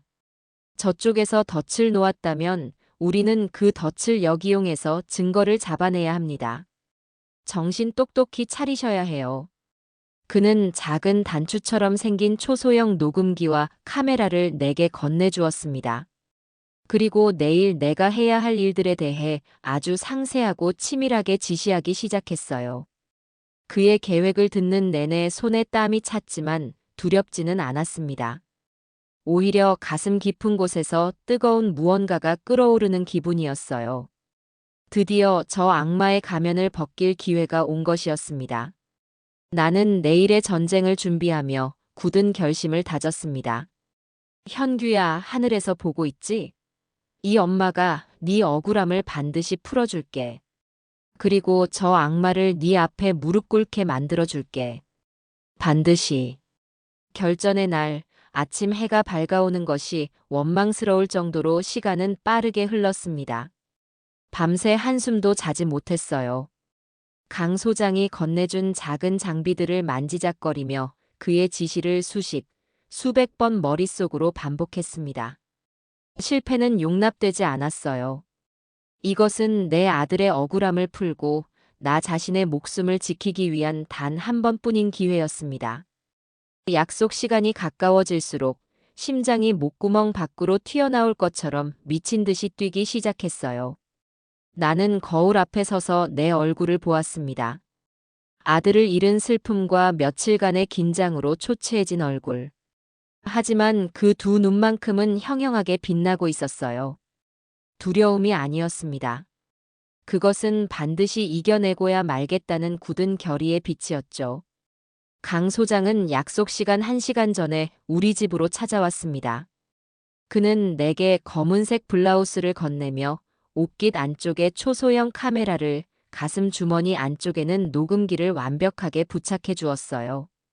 어머님, 카메라는 시선이 가는 곳을 비추게 됩니다. 최대한 자연스럽게 며느리의 얼굴과 식탁 전체를 비춰주셔야 합니다. 녹음기는 주머니에 손을 넣거나 옷매무새를 만지는 척하며 한 번씩 터치해 주시면 더 선명하게 녹음될 겁니다. 그의 설명은 침착했지만 나는 그 목소리에서조차 비장함을 느낄 수 있었어요. 그는 마지막으로 작은 유리병 하나를 내 손에 쥐어주었습니다. 이게 가장 중요합니다. 며느리가 무언가 특별히 권하는 음료나 국물이 있다면 마시는 척하며 최대한 자연스럽게 이 병의 내용물을 담아내야 합니다. 예를 들어 갑자기 기침을 심하게 하거나 목에 사레가 들린 척하며 고개를 숙이고 손수건으로 입을 가린 상태에서 재빨리 해내셔야 합니다. 연습한 대로 하실 수 있겠습니까? 네, 할 수 있습니다. 나는 떨리는 목소리로 대답했습니다. 강 소장은 내 어깨를 가만히 두드리며 말했어요. 너무 걱정 마십시오. 저는 어머님 댁 근처에서 모든 상황을 지켜보고 있겠습니다. 무슨 일이 생기면 즉시 달려갈 수 있도록 준비하고 있을 테니 어머님은 오직 연기에만 집중하시면 됩니다. 이제부터 어머님은 그저 아들을 잃고 며느리에게 의지하고 싶어 하는 기력이 쇠한 늙은 시어머니일 뿐입니다. 강 소장의 마지막 말을 가슴에 새기고 나는 현규와 채원이 살던 아파트로 향했습니다. 아파트 입구에 들어서는 순간부터 온몸의 감각이 곤두서는 것 같았어요. 엘리베이터의 차가운 금속 벽에 비친 내 모습이 너무나 낯설었습니다. 초인종을 누르자 곧 문이 열리고 채원이 세상에서 가장 환한 미소로 나를 맞았어요. 어머님 오셨어요. 기다리고 있었어요. 어서 들어오세요. 그녀는 내 팔짱을 끼며 나를 집 안으로 이끌었습니다. 집 안에는 맛있는 음식 냄새가 가득했어요. 식탁 위에는 내가 평소 좋아하던 갈비찜과 잡채, 각종 나물들이 정갈하게 차려져 있었습니다. 언뜻 보기에는 정말로 시어머니를 위해 정성껏 준비한 상차림 같았죠. 하지만 나는 알고 있었습니다. 저 화려한 상차림 뒤에 숨겨진 시커먼 속내를. 어머님 힘들게 오셨으니 우선 앉으세요. 제가 어머님 드릴 말씀도 있고요. 채원은 나를 식탁 의자에 앉히고는 맞은편에 앉아 내 손을 잡았습니다. 그녀의 손은 얼음장처럼 차가웠어요. 어머님, 제가 정말 죄송했어요. 현규 씨가 떠나고 저도 너무 경황이 없어서 어머님 마음을 헤아리지 못했어요. 이제라도 어머님께 잘하고 싶어요. 현규 씨 목까지 제가 효도할게요. 눈물을 글썽이며 말하는 그녀의 연기력은 실로 대단했습니다. 만약 내가 진실을 몰랐더라면 저 가증스러운 연기에 속아 넘어가 그녀를 가엾게 여기고 끌어안았을지도 모를 일이었어요. 나는 강 소장의 지시대로 살짝 멍한 표정으로 고개만 끄덕였습니다. 그래, 네 마음이 그렇다면야. 그럼요. 이제 우리 둘뿐이잖아요. 서로 의지하고 살아야죠. 어머님, 제가 어머님 건강 생각해서 특별히 준비한 게 있어요. 그때였어요. 채원은 주방으로 가더니 따뜻하게 데워진 찻잔 2개를 가지고 나왔습니다. 김이 모락모락 피어오르는 찻잔에서 쌉싸름한 한약 냄새가 났어요. 이거요, 기력 회복에 아주 좋은 한방차래요. 제가 아는 분한테 비싸게 주고 산 거예요. 어머님이 요즘 통 기운이 없으신 것 같아서 이거 한 잔 드시고 식사하시면 입맛도 돌아오실 거예요. 채원은 찻잔 하나를 내 앞에 내려놓았습니다. 나는 찻잔을 내려다보았어요. 짙은 갈색의 액체. 저 안에 내 목숨을 위협할 위험한 성분이 들어있다고 생각하니 손끝이 저릿저릿 떨려왔습니다. 하지만 나는 애써 태어난 척하며 찻잔을 들어올렸어요. 고맙다 며느라가. 네가 이렇게 애를 써주니. 나는 찻잔을 입가로 가져갔습니다. 채원은 내가 차를 마시는 모습을 뚫어지게 쳐다보고 있었어요. 그녀의 눈빛에는 기대감과 초조함이 뒤섞여 있었습니다. 나는 강 소장과 수없이 연습했던 대로 차를 한 모금 마시는 척하다가 갑자기 콜록, 콜록 하고 격렬하게 기침을 하기 시작했습니다. 어머님, 괜찮으세요? 채원이 놀라 자리에서 일어났어요. 나는 고개를 숙이고 연신 기침을 해대며 식탁 밑에 숨겨둔 손수건으로 입을 가렸습니다. 그리고 그 짧은 순간 손수건 뒤에 감춰두었던 작은 유리병의 마개를 열어 찻잔의 내용물을 재빨리 쏟아부었어요. 아주 짧은 순간이었지만 내게는 영원처럼 길게 느껴졌습니다. 다행히 채원은 내가 기침하는 모습에 정신이 팔려 내 손의 움직임은 눈치채지 못한 듯 했어요. 아이고, 내가 늙어서 그런가 목에 사례가 들렸네. 나는 기침을 멈추고 거친 숨을 몰아쉬며 말했습니다. 유리병은 이미 내 주머니 안으로 안전하게 옮겨진 뒤였죠. 나는 거의 비어있는 찻잔을 내려놓으며 채원에게 미안한 표정을 지어 보였습니다. 미안하다. 귀한 차를 이렇게 다 쏟아버렸네. 아니에요, 어머님. 차는 다시 데우면 되죠. 몸은 괜찮으세요? 얼굴이 너무 창백해 보이세요. 괜찮아. 괜찮은데 갑자기 머리가 좀 어지럽다. 아무래도 오늘은 그냥 돌아가야 할 것 같구나. 음식을 이렇게 많이 차려놨는데 정말 미안해서 어떡하니. 나는 자리에서 비틀거리며 일어나는 연기를 했습니다. 채원은 내심 당황한 기색이었지만 겉으로는 걱정스러운 표정을 지으며 나를 부축했어요. 어머님, 정말 괜찮으시겠어요? 제가 병원까지 모셔다 드릴까요? 아니다, 됐다. 집에 가서 좀 누워있으면 괜찮아질 거야. 오늘 정말 고맙다, 며느라가. 다음에 다시 와서 꼭 먹을게. 나는 채원의 부축을 받으며 현관문을 나섰습니다. 엘리베이터 문이 닫히는 마지막 순간까지 채원은 걱정스러운 얼굴로 내게 손을 흔들고 있었어요. 하지만 나는 보았습니다. 문이 닫히기 직전 그녀의 입가에 스쳐 지나간 희미하고도 섬뜩한 미소를. 계획이 성공했다고 믿는 자의 만족스러운 미소였죠. 아파트 건물을 빠져나오자마자 다리에 힘이 풀려 그 자리에 주저앉을 뻔했습니다.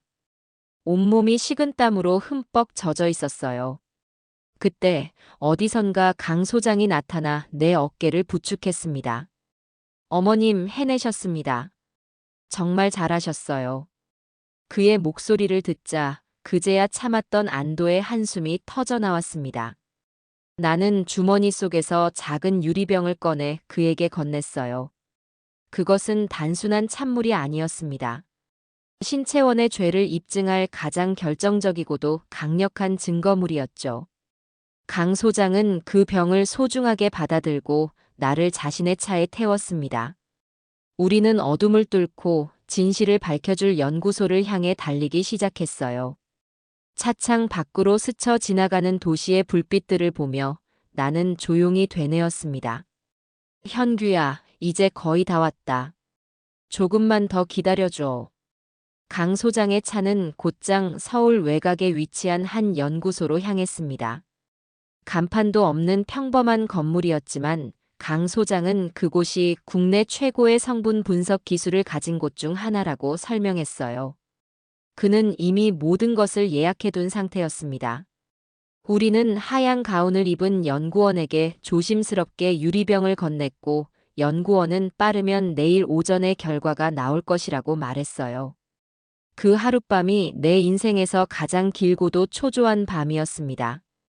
다음 날 오전 강 소장의 사무실에서 결과를 기다리는 시간은 마치 영겁처럼 느껴졌어요. 마침내 강 소장의 휴대폰이 울렸고 그는 짧은 통화 끝에 이메일로 전송된 분석 결과 보고서를 출력했습니다. 그의 표정은 그 어느 때보다도 굳어 있었어요. 결과가 나왔습니다, 어머님. 그는 보고서를 내 앞에 내려놓았습니다. 수많은 전문 용어와 그래프 속에서 보고서의 결론 부분이 눈에 들어왔습니다. 거기에는 미확인 유해 물질 다량 검출이라고 적혀 있었어요. 이게 뭡니까? 해외에서 불법으로 유통되는 희귀한 물질 중 하나라고 합니다. 일반적인 검사로는 성분조차 찾아내기 힘든 아주 교묘한 물질이죠. 특히 어머님처럼 혈압 관련 지병이 있는 분에게는 소량이라도 급작스러운 신체 이상을 유발하여 생명에 매우 치명적일 수 있는 그런 끔찍한 물질입니다. 온몸에 피가 역류하는 듯한 충격이었습니다. 신채원은 그저 나를 아프게 하려던 것이 아니었어요. 내가 평소 앓던 지병을 이용해 가장 완벽하게 자연사로 위장할 수 있는 방법을 찾아낸 것이었습니다.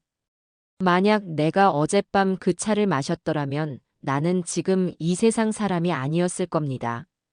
그리고 이것도 확인해 보시죠. 강 소장은 어젯밤 내가 옷에 숨겨갔던 카메라와 녹음기의 파일을 컴퓨터로 재생했습니다. 화면 속에서는 채원의 가증스러운 연기와 나의 불안한 모습이 고스란히 재생되었어요. 그리고 그녀가 내게 차를 건네며 말하는 목소리가 선명하게 녹음되어 있었습니다. 어머님, 제가 어머님 건강 생각해서 특별히 준비한 한방차예요. 이거 한 잔 드시고 식사하시면 입맛도 돌아오실 거예요. 비록 직접적인 단어는 없었지만 성분 분석 결과와 함께 이 영상을 본다면 누구라도 그녀의 의도를 의심할 수밖에 없는 명백한 정황 증거였습니다. 이제 모든 증거는 갖춰졌어요. 아들의 다이어리, 동준이의 증언 녹취록, 수십억 원짜리 보험 계약서, 채원의 채무 기록, 그리고 그녀가 나를 해치려 했다는 직접적인 증거인 성분 분석 보고서와 영상 자료까지. 강 소장은 이 모든 자료들을 깔끔하게 정리하여 두툼한 파일로 만들었습니다. 이제 다시 경찰서로 갈 시간입니다, 어머님. 지난번과는 아주 다른 대접을 받게 되실 겁니다. 강 소장의 말대로였습니다. 우리는 지난번 나를 문전박대했던 그 경찰서로 다시 향했어요. 이번에는 강 소장이 내 곁을 든든하게 지키고 있었습니다.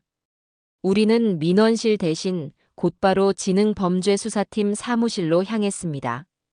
처음에는 우리를 막으려던 의경도 강 소장이 내민 전직 형사 신분증과 그의 서늘한 기세에 눌려 길을 비켜주었어요. 사무실 안에서 우리를 맞은 사람은 중년의 팀장이었습니다. 그는 강 소장을 보더니 아는 체를 하며 놀란 표정을 지었어요.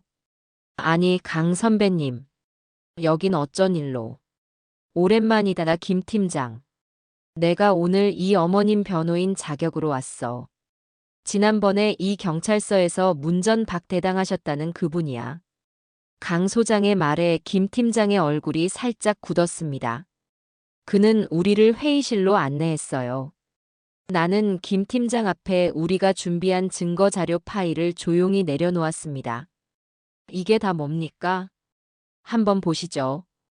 억울하게 아들을 잃고 본인마저 위험에 처했던 한 어머니의 절규가 담긴 기록입니다. 김 팀장은 반신반의하는 표정으로 파일 첫 장을 넘겼습니다. 아들의 다이어리 내용을 시작으로 그의 표정은 페이지가 넘어갈수록 점점 더 심각해졌어요. 동준이의 증언, 채원의 빚 내역, 그리고 거액의 보험 계약서 내용을 확인할 때쯤에는 그의 입에서 나지막한 탄식이 흘러나왔습니다. 그리고 마침내 유해 물질 성분 분석 결과 보고서와 저녁 식사 자리의 영상에 대한 설명을 들었을 때 그는 자리에서 벌떡 일어났습니다. 이게 전부 사실입니까? 영상과 보고서에 적힌 내용 그대로입니다. 지금 신채원은 자신의 계획이 성공했다고 믿고 있을 겁니다. 아마 조만간 어머님의 부고 소식이 들리지 않는 것을 이상하게 생각하고 다음 계획을 준비하거나 증거를 인멸하려고 할지도 모릅니다. 시간이 없습니다, 김 팀장. 강 소장의 목소리는 낮고 단호했습니다. 김 팀장은 한참 동안 충격에 빠진 듯 서류들을 번갈아 쳐다보더니 이내 결심한 듯 전화를 들었어요.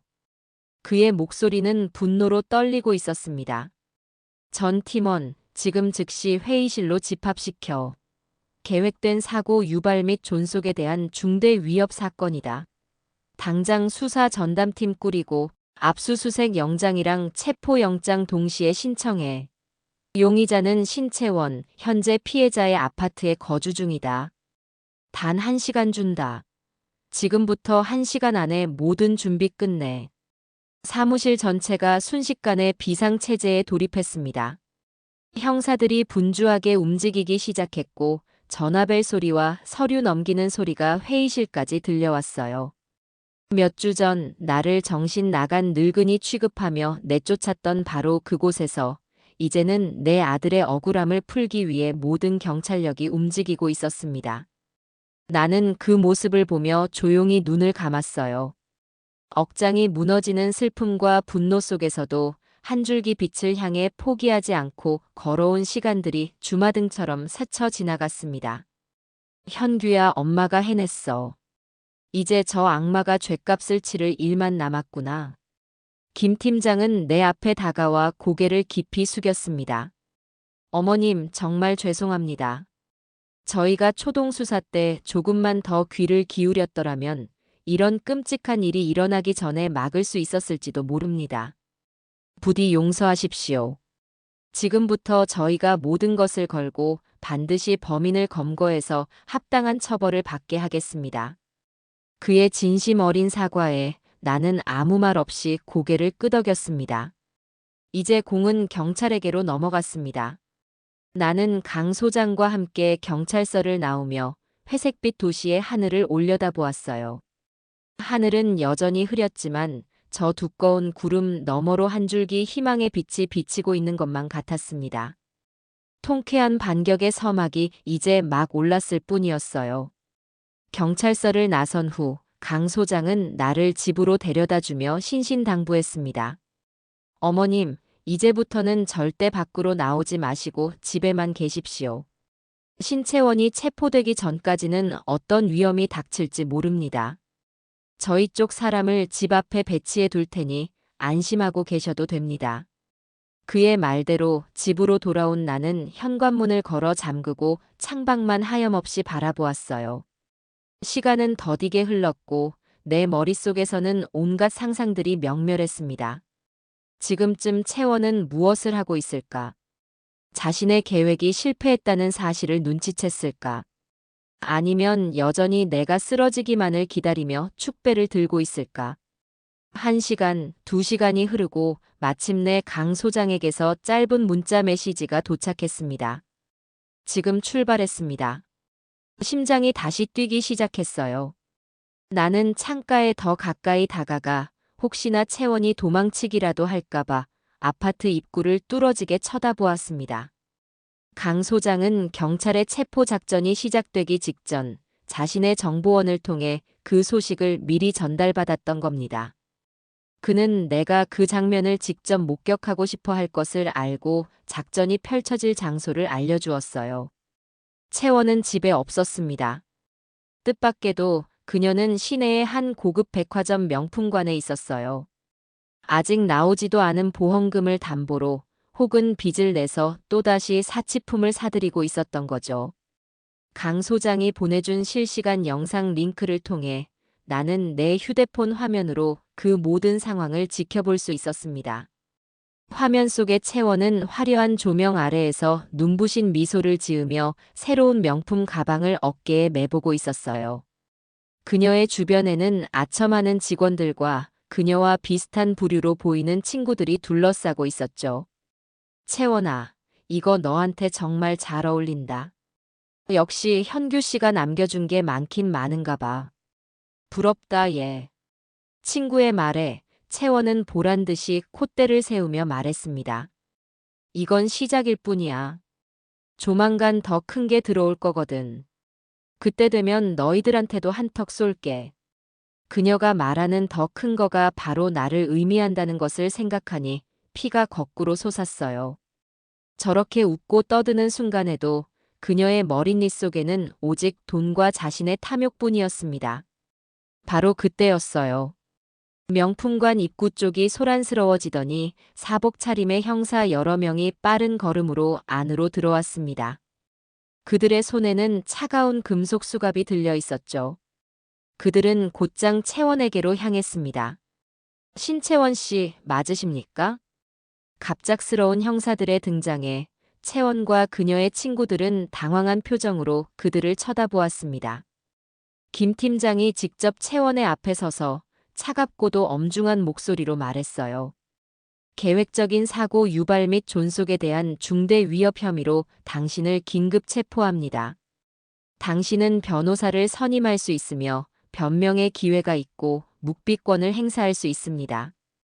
존속에 대한 중대 위협이라는 말에 채원의 얼굴이 순식간에 하얗게 질렸습니다.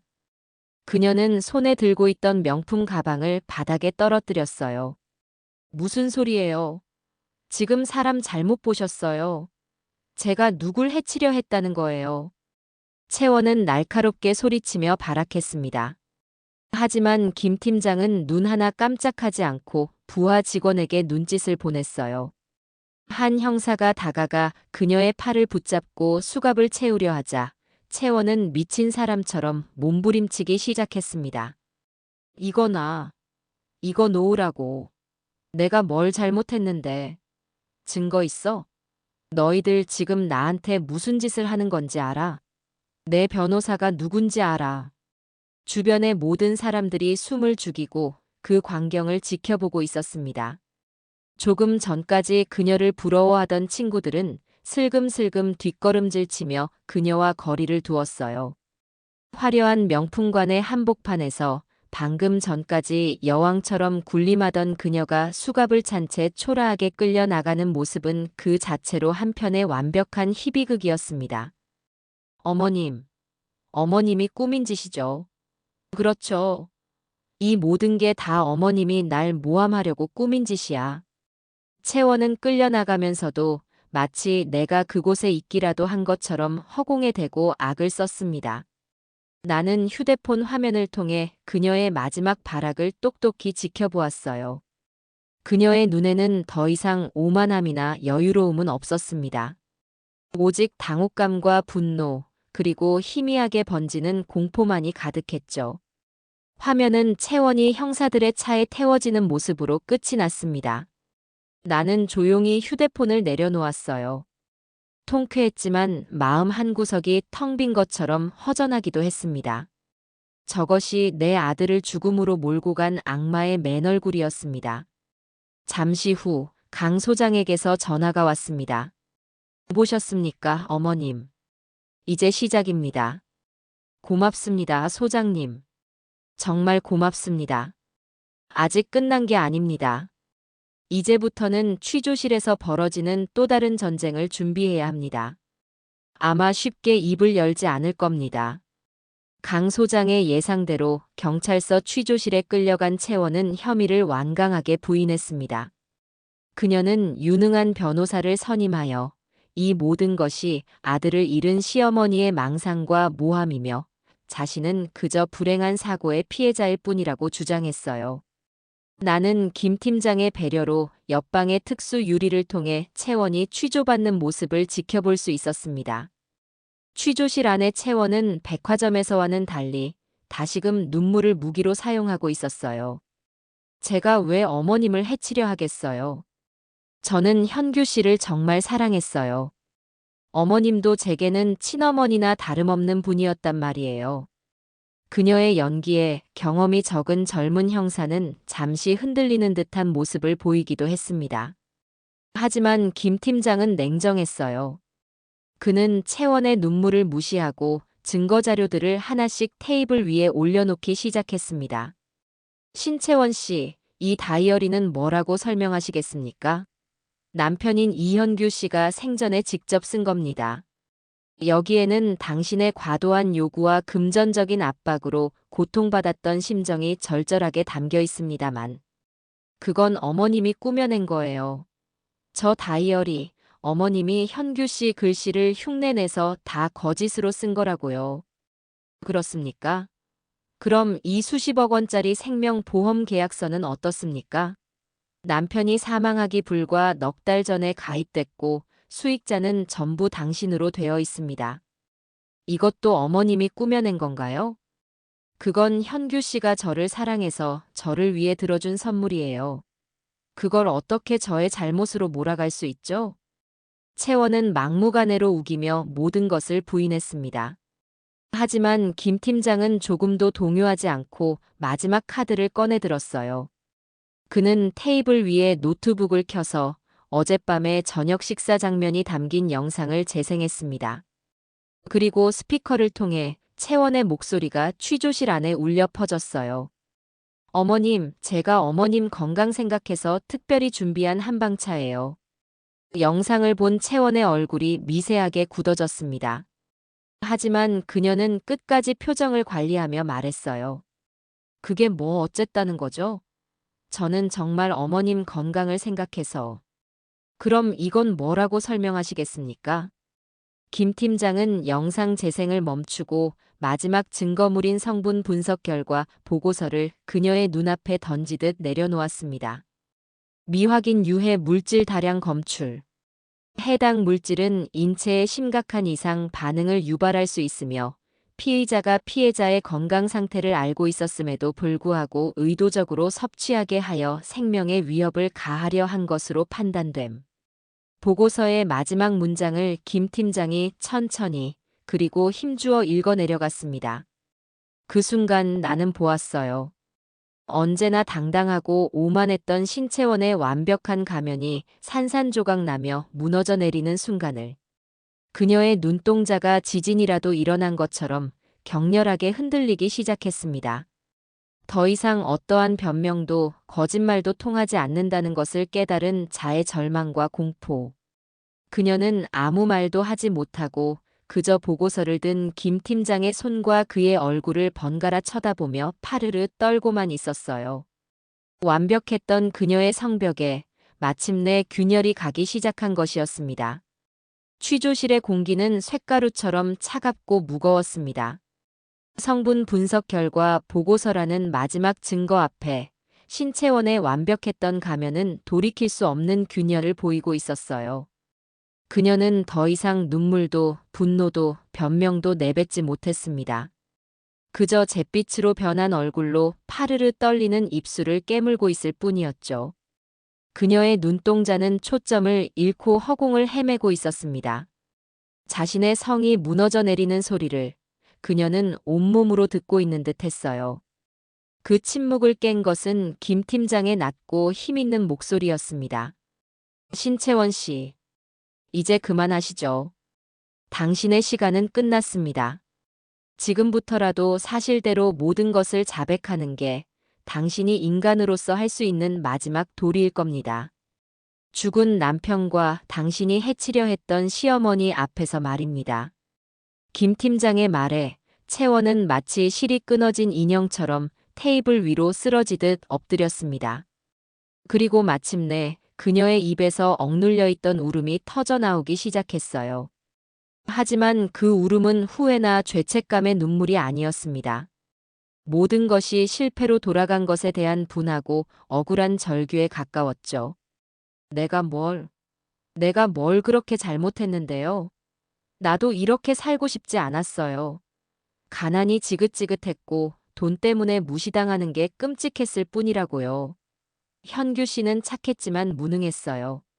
내 욕심을 채워줄 수 없는 남자였다고요. 그래서 보험을 생각한 것뿐이에요. 그 돈만 있으면 저도 다른 사람들처럼 떳떳하게, 행복하게 살 수 있을 거라고 생각했어요. 그녀의 입에서 본물처럼 쏟아져 나오는 말들은 전부 자기 연민과 변명뿐이었습니다. 아들의 죽음이나 나에 대한 미안함은 눈곱만큼도 찾아볼 수 없었어요. 옆방의 특수 유리 너머로 그 모습을 지켜보는 내 심장은 분노로 차갑게 얼어붙었습니다.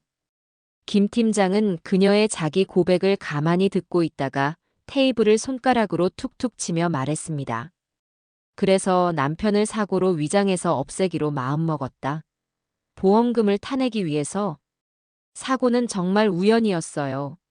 저는 그냥 그 사람이 없어졌으면 좋겠다고 생각했을 뿐이지 제가 직접 어떻게 한 건 아니란 말이에요. 채원은 마지막까지 아들의 사고가 자신의 직접적인 계획이 아니라고 발버둥 쳤습니다. 김 팀장은 그런 그녀를 한심하다는 듯 쳐다보며 서류 더미에서 녹취록 한 장을 꺼내 들었어요. 강 소장이 복원해낸 채원과 의문의 남자가 통화한 내용이었죠. 걱정하지 마. 다 계획대로 순조롭게 되고 있으니까. 사고 처리도 아주 깔끔하게 됐어. 증거 같은 건 하나도 안 남았고. 역시 전문가는 다르더라. 신채원 씨, 당신이 직접 한 말입니다. 여기서 말하는 전문가는 누구죠? 당신 혼자서 그렇게 완벽하게 차량 결함처럼 보이는 사고를 만들어낼 수는 없었을 텐데요. 당신에게는 공범이 있습니다. 그 전문가라는 사람이 누구인지 지금 당장 말하는 게 좋을 겁니다. 김 팀장의 날카로운 추궁에 채원의 눈빛이 다시 흔들렸습니다. 그녀는 공범의 존재를 실토하는 것이 자신에게 얼마나 불리하게 작용할지 본능적으로 깨달은 듯했어요. 그녀는 입을 굳게 다물고 고개를 저었습니다. 몰라요. 저는 모르는 사람이에요. 그냥 돈 문제로 얽혔던 사람일 뿐이에요. 모른다? 당신 남편의 목숨이 걸린 일을 모르는 사람과 함께 계획했다. 신채원 씨, 지금 이 상황에서까지 거짓말을 하면 형량만 더 늘어날 뿐입니다. 우리가 당신 통화 내역과 계좌 추적을 통해 그 사람을 찾아내는 건 시간 문제예요. 하지만 당신이 먼저 협조한다면 재판에서 조금이나마 참작의 여지가 생길 수도 있겠죠. 마지막 기회입니다. 그 남자는 누구입니까? 김 팀장은 능숙하게 채원을 압박하고 회유했습니다. 참작의 여지라는 말에 채원은 한참을 고민하는 듯 했어요. 그녀는 자신의 손톱을 물어뜯으며 초조하게 눈알을 굴렸습니다. 그녀의 머릿속에서는 지금 이 순간에도 자신의 형량을 줄이기 위한 계산이 빠르게 돌아가고 있을 터였죠. 결국 그녀는 자신의 안위가 가장 중요하다는 판단을 내린 모양이었습니다. 최만식이에요. 최만식? 뭐 하는 사람이지?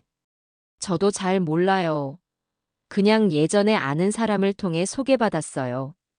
이런저런 복잡한 문제들을 돈 받고 처리해주는 사람이라고만 들었어요. 자동차 사고 전문가라고 브레이크나 엑셀에 작은 장치를 달아서 특정 시간이 지나면 오작동을 일으키게 만들 수 있다고 했어요. 흔적도 남지 않게 그렇게만 해주면 보험금의 30%를 떼어주기로 약속했어요. 드디어 모든 진실이 밝혀지는 순간이었습니다. 내 아들의 사고는 우연이나 실수가 아니었어요. 돈에 눈이 먼 아내와 돈을 받고 기술을 판 전문가라는 자가 공모하여 만들어낸 철저하게 계획된 결과물이었습니다. 나는 치밀어 오르는 분노에 이가 갈리는 것을 느꼈다. 내 아들 현규는 그 차 안에서 마지막 순간에 얼마나 큰 공포와 배신감을 느꼈을까요? 채원의 자백을 받아낸 김 팀장은 즉시 수사팀에게 최만식이라는 자를 추적하라는 명령을 내렸습니다. 채원의 휴대폰 통화 기록과 계좌 이체 내역을 통해 그의 신상을 파악하는 것은 그리 오래 걸리지 않았어요.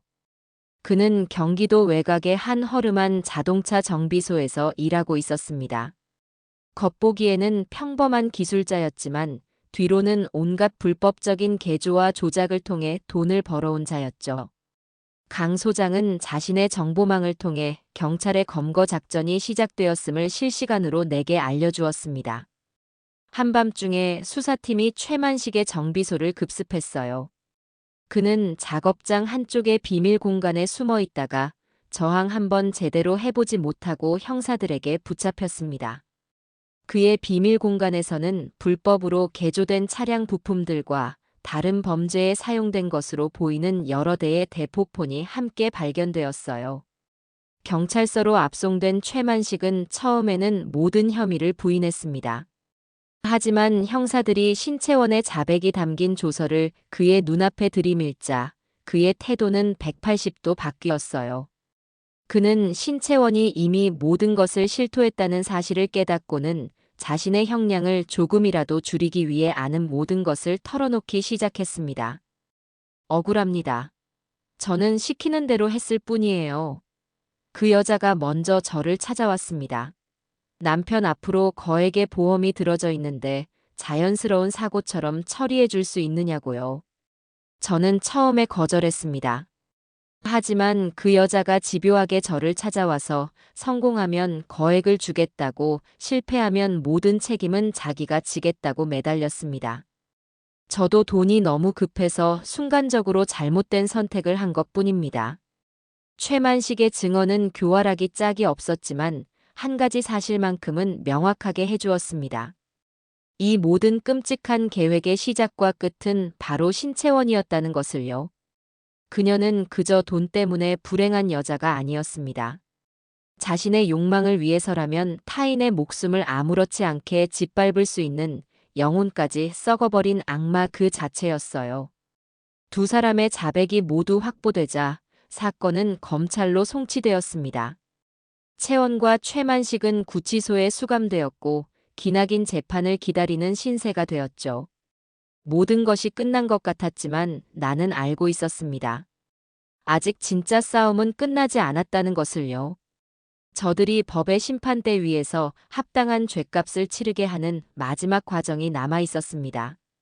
며칠 뒤 나는 강 소장과 함께 구치소로 향했습니다. 신채원을 직접 만나서 내 입으로 꼭 하고 싶은 말이 있었기 때문이었어요. 접견실의 차가운 유리병 너머로 모습을 드러낸 채원은 불과 몇 주 전에 화려했던 모습은 온데간데 없이 수인복을 입은 초라하고 깡마른 모습이었습니다. 그녀는 나를 보더니 증오가 가득한 눈으로 쏘아보았어요. 행복하세요, 어머님? 결국 어머님 뜻대로 다 됐네요. 저를 이 차가운 감옥에 쳐넣고 나니 속이 시원하세요? 아니. 나는 차갑고 단호하게 대답했습니다. 네가 내 아들의 목숨값으로 평생을 이 안에서 썩어가는 모습을 보기 전까지 나는 조금도 행복하지 않아. 그리고 너한테 분명히 말해두는데 이건 내 뜻대로 된 게 아니야. 모든 것은 네가 뿌린 씨앗이고 네가 저지른 짓의 결과일 뿐이지. 시끄러워. 너만 아니었으면 너만 없었으면 모든 게 완벽했어. 현규 씨 보험금 받고 네 재산까지 전부 내 차지가 될 수 있었는데 다 너 때문이야. 너 때문에 내 인생이 망가졌어. 그 순간까지도 채원은 자신의 잘못을 뉘우치기는커녕 모든 원망을 내게로 돌리고 있었습니다. 나는 그런 그녀를 가만히 바라보다가 나지막이 말했어요. 채원아, 너는 네 인생이 망가졌다고 생각하겠지만 너는 진짜 중요한 걸 하나 모르고 있구나. 너는 단순히 인생이 망가진 게 아니야. 너는 인간이기를 포기한 거다. 그리고 나는 법정에서 네가 인간이기를 포기한 대가가 얼마나 끔찍한 것인지 똑똑히 보여줄 생각이야. 네가 저지른 짓에 대한 값을 1원 하나까지 남김없이 전부 치르게 해줄게. 그러니 기대하렴. 재판날 법정에서 다시 보자꾸나. 나는 그 말을 끝으로 자리에서 일어났습니다. 내 등 뒤로 채원의 저주 섞인 고함이 들려왔지만 나는 단 한 번도 뒤돌아보지 않았어요.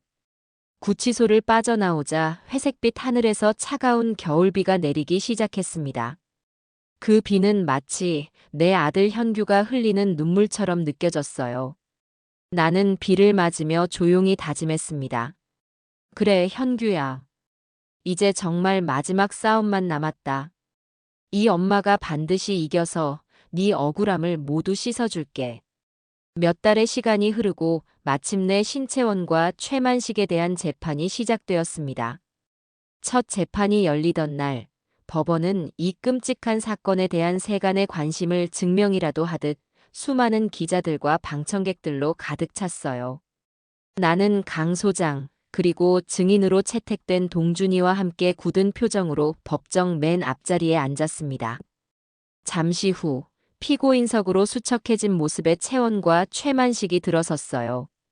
채원은 나와 눈이 마주치자 저주를 퍼붓는 듯한 눈빛으로 나를 노려보았습니다. 나는 그 시선을 피하지 않고 똑바로 마주해 주었죠. 이제 더 이상 그녀가 두렵지 않았습니다. 재판은 검사의 모두 진술로 시작되었습니다. 검사는 준비한 자료들을 바탕으로 신채원이 자신의 사치스러운 생활과 빚을 해결하기 위해 남편인 이현규를 어떻게 계획적으로 위험에 빠뜨렸는지, 그리고 시어머니인 나를 해치려 했던 계획의 전말을 논리정연하게 설명해 나갔어요. 법정 안의 모든 사람들은 숨을 죽이고 검사의 말에 귀를 기울였습니다. 평범한 교통사고와 자연사로 묻힐 뻔했던 사건의 끔찍한 진실이 드러날 때마다 방청석에서는 나지막한 탄식이 터져 나왔습니다. 채원의 변호사는 어떻게든 그녀의 형량을 줄이기 위해 그녀가 불행한 가정 환경에서 자랐으며 남편의 무관심과 시어머니의 구박 속에서 정신적으로 궁지에 몰려 잘못된 선택을 한 것이라고 변론했습니다. 나는 그 말을 듣고 어이가 없어 실소를 터뜨릴 뻔했어요. 적반하장도 유분수지, 저들은 마지막 순간까지 거짓과 위선으로 가득 차 있었습니다. 재판의 하이라이트는 증인 신문이었습니다. 가장 먼저 증인석에 선 사람은 아들의 친구, 동준이었어요. 동준이는 떨리는 목소리였지만 눈물을 참으며 현규가 생전에 얼마나 아내 때문에 힘들어했는지, 그리고 거액의 보험에 가입하며 얼마나 불안해했는지를 똑똑히 증언했습니다. 현규는 정말 착한 친구였습니다. 마지막에 만났을 때 자기가 죽으면 나오는 돈으로 아내가 행복했으면 좋겠다는 말을 했어요. 그게 농담이 아니었다는 걸 저는 이제야 알았습니다. 그 말을 할 때 현규의 얼굴이 얼마나 슬퍼 보였는지 모릅니다. 친구로서 더 일찍 알아채고 도와주지 못한 게 평생 한으로 남을 것 같습니다. 동준이의 진심 어린 증언에 법정은 숙연해졌습니다. 다음은 공범인 최만식의 차례였어요. 그는 자신의 혐의는 대부분 인정하면서도 모든 것은 신채원의 집요한 요구와 회유 때문에 벌어진 일이라며 책임을 떠넘기기 바빴습니다. 그의 증언은 비겁했지만 결과적으로는 채원의 죄를 더욱 무겁게 만드는 역할을 했죠. 그리고 마침내 내 차례가 되었습니다. 나는 떨리는 발걸음으로 증인석에 섰어요. 수많은 사람들의 시선이 내게로 쏠렸지만 내 눈에는 오직 피고인석에 앉아있는 신채원, 저 악마의 모습밖에는 보이지 않았습니다. 검사의 질문에 따라 나는 그날 저녁 식사 자리에서 있었던 일을 차분하게 증언하기 시작했습니다. 채원이 내게 건넸던 한방차와 그 안에 들어있던 끔찍한 성분에 대해서 말이죠. 내 증언이 끝나고 변호사가 반대 신문을 위해 자리에서 일어났습니다. 증인은 며느리인 피고인 신채원과 사이가 좋지 않았던 것이 맞습니까? 좋지 않은 정도가 아니었죠. 내 아들의 등을 휘게 만들고 결국에는 죽음으로 몰고 간 원수입니다. 증인은 피고인이 받게 될 보험금을 탐내서 이 모든 일을 꾸며낸 것 아닙니까? 며느리를 모함해서 아들의 유산을 독차지하려는 속셈이었던 거죠. 변호사의 파렴치한 질문에 방청석이 술렁이었습니다. 나는 화를 내는 대신 그를 똑바로 쳐다보며 차갑게 말했어요. 내 아들의 목숨값이 고작 돈 몇 푼과 바꿀 수 있는 것이라고 생각하십니까? 당신은 변호사라는 사람이 자식을 잃은 어미의 마음을 그렇게 짓밟아도 되는 건가요? 좋습니다. 당신이 원하는 대답을 해드리죠. 나는 내 아들의 유산이 탐납니다. 하지만 그 이유는 저 악마 같은 여자의 손에 내 아들의 피 묻은 돈이 단 1원이라도 들어가는 것을 막기 위해서입니다. 내가 그 돈으로 무엇을 할지는 당신 같은 사람이 상관할 바가 아니에요. 내 단호한 대답에 변호사는 더 이상 아무 말도 하지 못하고 자리로 돌아갔습니다. 마지막으로 검사가 내게 물었어요. 증인 이영숙 씨, 피고인 신채원에게 어떤 처벌이 내려지기를 바라십니까? 나는 마이크를 고쳐잡고 잠시 숨을 골랐습니다. 그리고 내 인생의 모든 분노와 슬픔, 그리고 아들을 향한 그리움을 담아 또렷한 목소리로 말했어요. 저는 법을 잘 모릅니다. 하지만 우리나라 법이 인간의 탈을 쓴 악마에게 내릴 수 있는 가장 무서운 벌을 내려주시기를 바랍니다. 그래서 다시는 내 아들 현규처럼 억울하게 죽어가는 사람이 나오지 않도록 해주십시오. 돈 때문에 가족을 해치는 끔찍한 일이 이 땅에서 반복되지 않도록 가장 엄중한 판결을 내려주시기를 재판장님께 간절히 부탁드립니다. 내 증언이 끝나고 법정은 한동안 깊은 침묵에 잠겼습니다. 몇 차례의 재판이 더 이어지고 마침내 선고 공판일이 다가왔습니다. 검사는 신채원에게 사형을, 최만식에게는 무기징역을 구형했어요. 나는 담담한 마음으로 최후의 심판을 기다렸습니다. 판사가 자리에서 일어나 판결문을 읽기 시작하자 법정 안의 모든 소음이 멎었어요. 피고인 신채원은 남편에 대한 애정과 신뢰를 바탕으로 해야 할 혼인 관계를 자신의 경제적 욕구를 충족시키기 위한 수단으로만 여겼으며 거액의 보험금을 노리고 남편을 계획적으로 위험에 빠뜨려 사망에 이르게 한 점, 이에 그치지 않고 자신의 재산을 지키려 한 시어머니마저 해치려 한 점 등 그 죄질이 이루 말할 수 없이 불량하고 반성의 기미가 전혀 보이지 않아 우리 사회로부터 영원히 격리할 필요성이 있다. 판사는 한참 동안 판결 이유를 낭독한 뒤 마침내 주문을 외쳤습니다. 피고인 신채원을 무기징역에, 피고인 최만식을 징역 30년에 처한다. 땅, 땅, 땅. 의사봉 소리가 법정 전체에 울려 퍼지는 순간 신채원은 믿을 수 없다는 듯 절규하며 그 자리에 쓰러졌습니다. 아니야. 내가 왜, 내가 왜 무기징역이야. 이건 잘못됐어. 판사님, 다시 한 번만 생각해 주세요. 저는 억울해요. 교도관들이 그녀의 양팔을 붙잡아 끌어내려 했지만 그녀는 미친 사람처럼 발버둥치며 저항했습니다. 그녀의 끔찍한 비명소리가 법정 안에 가득 찼어요. 나는 그 모습을 아무런 감정 없는 눈으로 끝까지 지켜보았습니다. 저것이 바로 네가 받아야 할 마땅한 죗값이야, 신채원. 너는 이제 평생을 저 차가운 감옥 안에서 네가 저지른 짓을 후회하며 살아가게 될 것이다. 재판이 모두 끝나고 법정을 나오자 수많은 기자들이 내게로 몰려들었습니다. 나는 그들의 질문에 아무런 대답도 하지 않고 강 소장과 동준이의 부축을 받으며 묵묵히 걸어 나왔어요. 법원 계단을 내려오는 순간 흐렸던 하늘의 구름 사이로 한 줄기 햇살이 비쳐 내 얼굴을 감쌌습니다. 마치 하늘에 있는 내 아들 현규가 엄마 고생했어. 이제 다 끝났어라고 말해주는 것만 같았어요. 나는 그 햇살을 맞으며 나도 모르게 희미하게 미소 지었습니다. 그래, 아들아. 이제 정말 모든 것이 끝났구나. 길고 길었던 재판이 끝나고 세상은 다시 아무 일 없었다는 듯 평온하게 흘러갔습니다. 신채원과 최만식은 각각 무기수와 장기수가 되어 역사의 뒤안길로 사라졌고 떠들썩했던 언론의 관심도 시간이 지나자 조금씩 잦아들었어요. 모든 것이 제자리를 찾아가는 듯했지만 내 마음속에 남은 상처와 텅 빈 공간은 그 무엇으로도 채워지지 않았습니다.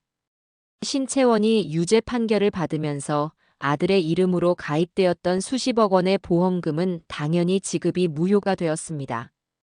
법적으로는 아들의 재산과 원래 내 소유였던 재산들이 모두 나에게로 돌아왔어요. 통장에는 내가 평생 만져볼 것이라고는 상상도 못했던 큰 액수의 숫자가 찍혔지만 나는 그 돈을 단 한 번도 들여다보지 않았습니다. 그 돈은 내게 아무런 기쁨도 위로도 되지 않았으니까요. 그저 내 아들의 목숨값처럼 느껴져 마음을 무겁게 짓누를 뿐이었습니다. 어느 날 채원의 부모가 쭈뼛거리며 우리 집을 찾아왔습니다. 그들은 내 앞에 무릎을 꿇고 눈물을 흘리며 용서를 구했어요. 사부인 저희가 죽을 죄를 졌습니다. 저희가 딸을 잘못 키웠어요. 부디 저희를 봐서라도 채원이 좀 용서해 주시면 안 되겠습니까? 이렇게 빌겠습니다. 나는 그들의 모습을 가만히 내려다보았습니다. 그들의 눈물에서 딸에 대한 안타까움은 느껴졌지만 내 아들의 죽음에 대한 진심 어린 슬픔이나 나에 대한 미안함은 찾아볼 수 없었어요. 그들은 마지막까지 자신의 딸 걱정뿐이었습니다. 일어나세요. 용서는 제가 하는 것이 아닙니다. 당신들 딸이 용서를 구해야 할 상대는 차가운 땅 속에 묻혀있는 내 아들 현규입니다. 하지만 이제 그럴 기회는 영원히 사라졌죠. 그리고 저는 당신들 딸을 용서할 생각이 추호도 없습니다. 그러니 돌아가세요. 다시는 제 앞에 나타나지 말아 주십시오. 나는 차갑게 말하고 현관문을 닫았습니다. 그들과 더 이상 엮이고 싶지 않았어요. 그들과의 악연을 완전히 끊어내는 순간 비로소 내 마음에도 작은 평화가 찾아오는 듯 했습니다. 모든 것이 정리되고 나는 마침내 아들이 잠들어 있는 납골당을 찾아갔습니다. 한동안 바쁘다는 핑계로 찾아오지 못했던 것이 너무나 미안했어요. 나는 아들의 사진이 박힌 작은 함 앞에 국화꽃 한 다발을 내려놓고 그 앞에 가만히 주저앉았습니다. 현규야, 엄마 왔다. 잘 지내고 있었어? 아들의 웃는 사진을 보니 또다시 가슴이 미어졌습니다. 하지만 예전처럼 눈물을 흘리지는 않았어요. 나는 아들에게 그동안 있었던 모든 일들을 조곤조곤 이야기해 주었습니다. 마치 아들이 내 옆에 앉아 내 이야기를 들어주고 있는 것처럼요. 아들아, 이제 다 끝났어. 너를 그렇게 힘들게 했던 사람, 너를 억울하게 떠나게 만들었던 그 사람들 전부 죗값을 치르게 됐단다. 그러니 너도 이제는 다 잊고 아무 걱정 없이 편히 쉬렴. 알겠지? 사진 속 아들은 여전히 환하게 웃고만 있었어요. 나는 아들의 유골함을 가만히 쓸어보며 한참을 그 자리에 앉아 있었습니다. 그리고 앞으로 내가 어떻게 살아가야 할지, 아들이 남기고 간 이 무거운 돈을 어떻게 써야 할지에 대해 깊이 생각했어요. 이 돈을 움켜쥐고 평생을 편안하게 살 수도 있겠지만, 그것은 아들이 바라는 삶이 아닐 거라는 생각이 들었습니다. 이 돈은 내 아들의 피와 눈물이 담긴 돈이었어요. 그렇기에 더더욱 함부로 쓸 수가 없었습니다. 이 돈을 가장 의미 있고 값지게 쓰는 것, 그것이 내가 아들에게 해줄 수 있는 마지막 선물일 터였습니다. 며칠을 고민한 끝에 나는 큰 결심을 했습니다. 그리고 강 소장과 동준이를 찾아가 내 계획을 이야기했어요. 저는 제 아들 현규의 이름으로 작은 재단을 하나 만들고 싶습니다. 내 말에 두 사람은 놀란 표정으로 나를 바라보았습니다. 재단이라니요, 아주머니? 네. 제 아들처럼 배우자나 가족에게 이용당하고 금전적인 착취를 당하면서도 어디 가서 하소연도 못하고 고통받는 사람들을 돕고 싶어요. 그들에게 법률적인 도움을 주고 잠시라도 쉴 수 있는 쉼터를 제공해주고 싶습니다. 내 아들이 남긴 돈이 또 다른 이현규들을 살리는 데 쓰였으면 좋겠어요. 내 진심 어린 계획을 들은 강 소장과 동준이는 한참 동안 말이 없다가 이내 환하게 웃으며 내 손을 잡아주었습니다. 아주머니 정말 대단한 결심을 하셨습니다. 만약 그런 재단을 만드신다면 제가 가진 모든 능력과 인맥을 동원해서 무보수로 돕겠습니다. 재단의 법률 자문은 제가 책임지죠. 저도요, 아주머니. 저도 도울래요. 현규를 위해 제가 할 수 있는 일이 생긴 것 같아서 너무 기뻐요. 재단의 모든 굳은 일은 제가 다 맡아서 하겠습니다. 두 사람의 든든한 지지에 나는 뜨거운 눈물을 흘렸습니다. 더 이상 혼자가 아니었어요. 내 곁에는 이렇게 좋은 사람들이 함께 해주고 있었습니다. 그 후 재단 설립은 일사천리로 진행되었습니다. 이현규 추모 지원센터라는 이름의 작은 재단이었죠. 나는 아들이 남긴 돈과 내 전 재산을 모두 재단에 기부했습니다. 시내의 한적한 곳에 작은 사무실을 얻고 도움이 필요한 사람들이 편히 찾아올 수 있도록 문턱을 낮췄어요. 재단 개소식이 열리던 날, 많은 사람들이 찾아와 축하해 주었습니다. 그 속에는 지난 재판 과정에서 나를 도와주었던 김 팀장님도 있었어요.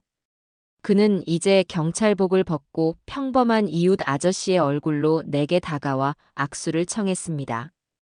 어머님, 정말 대단하십니다. 어머님의 용기 덕분에 세상이 조금은 더 따뜻해진 것 같습니다.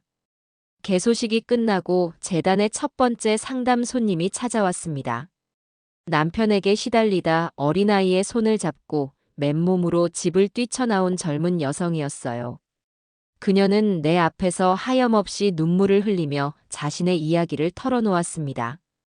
나는 그녀의 손을 꼭 잡아주며 그녀의 이야기를 끝까지 들어주었어요. 그리고 그녀의 모습 위로 내 아들 현규의 얼굴이 겹쳐 보였습니다. 나는 이제 더 이상 아들을 잃은 슬픔에 잠긴 어머니가 아닙니다. 아들의 죽음이 남긴 의미를 가슴에 새기고 세상에 상처받은 영혼들을 보듬어주는 또 다른 엄마로 다시 태어났습니다.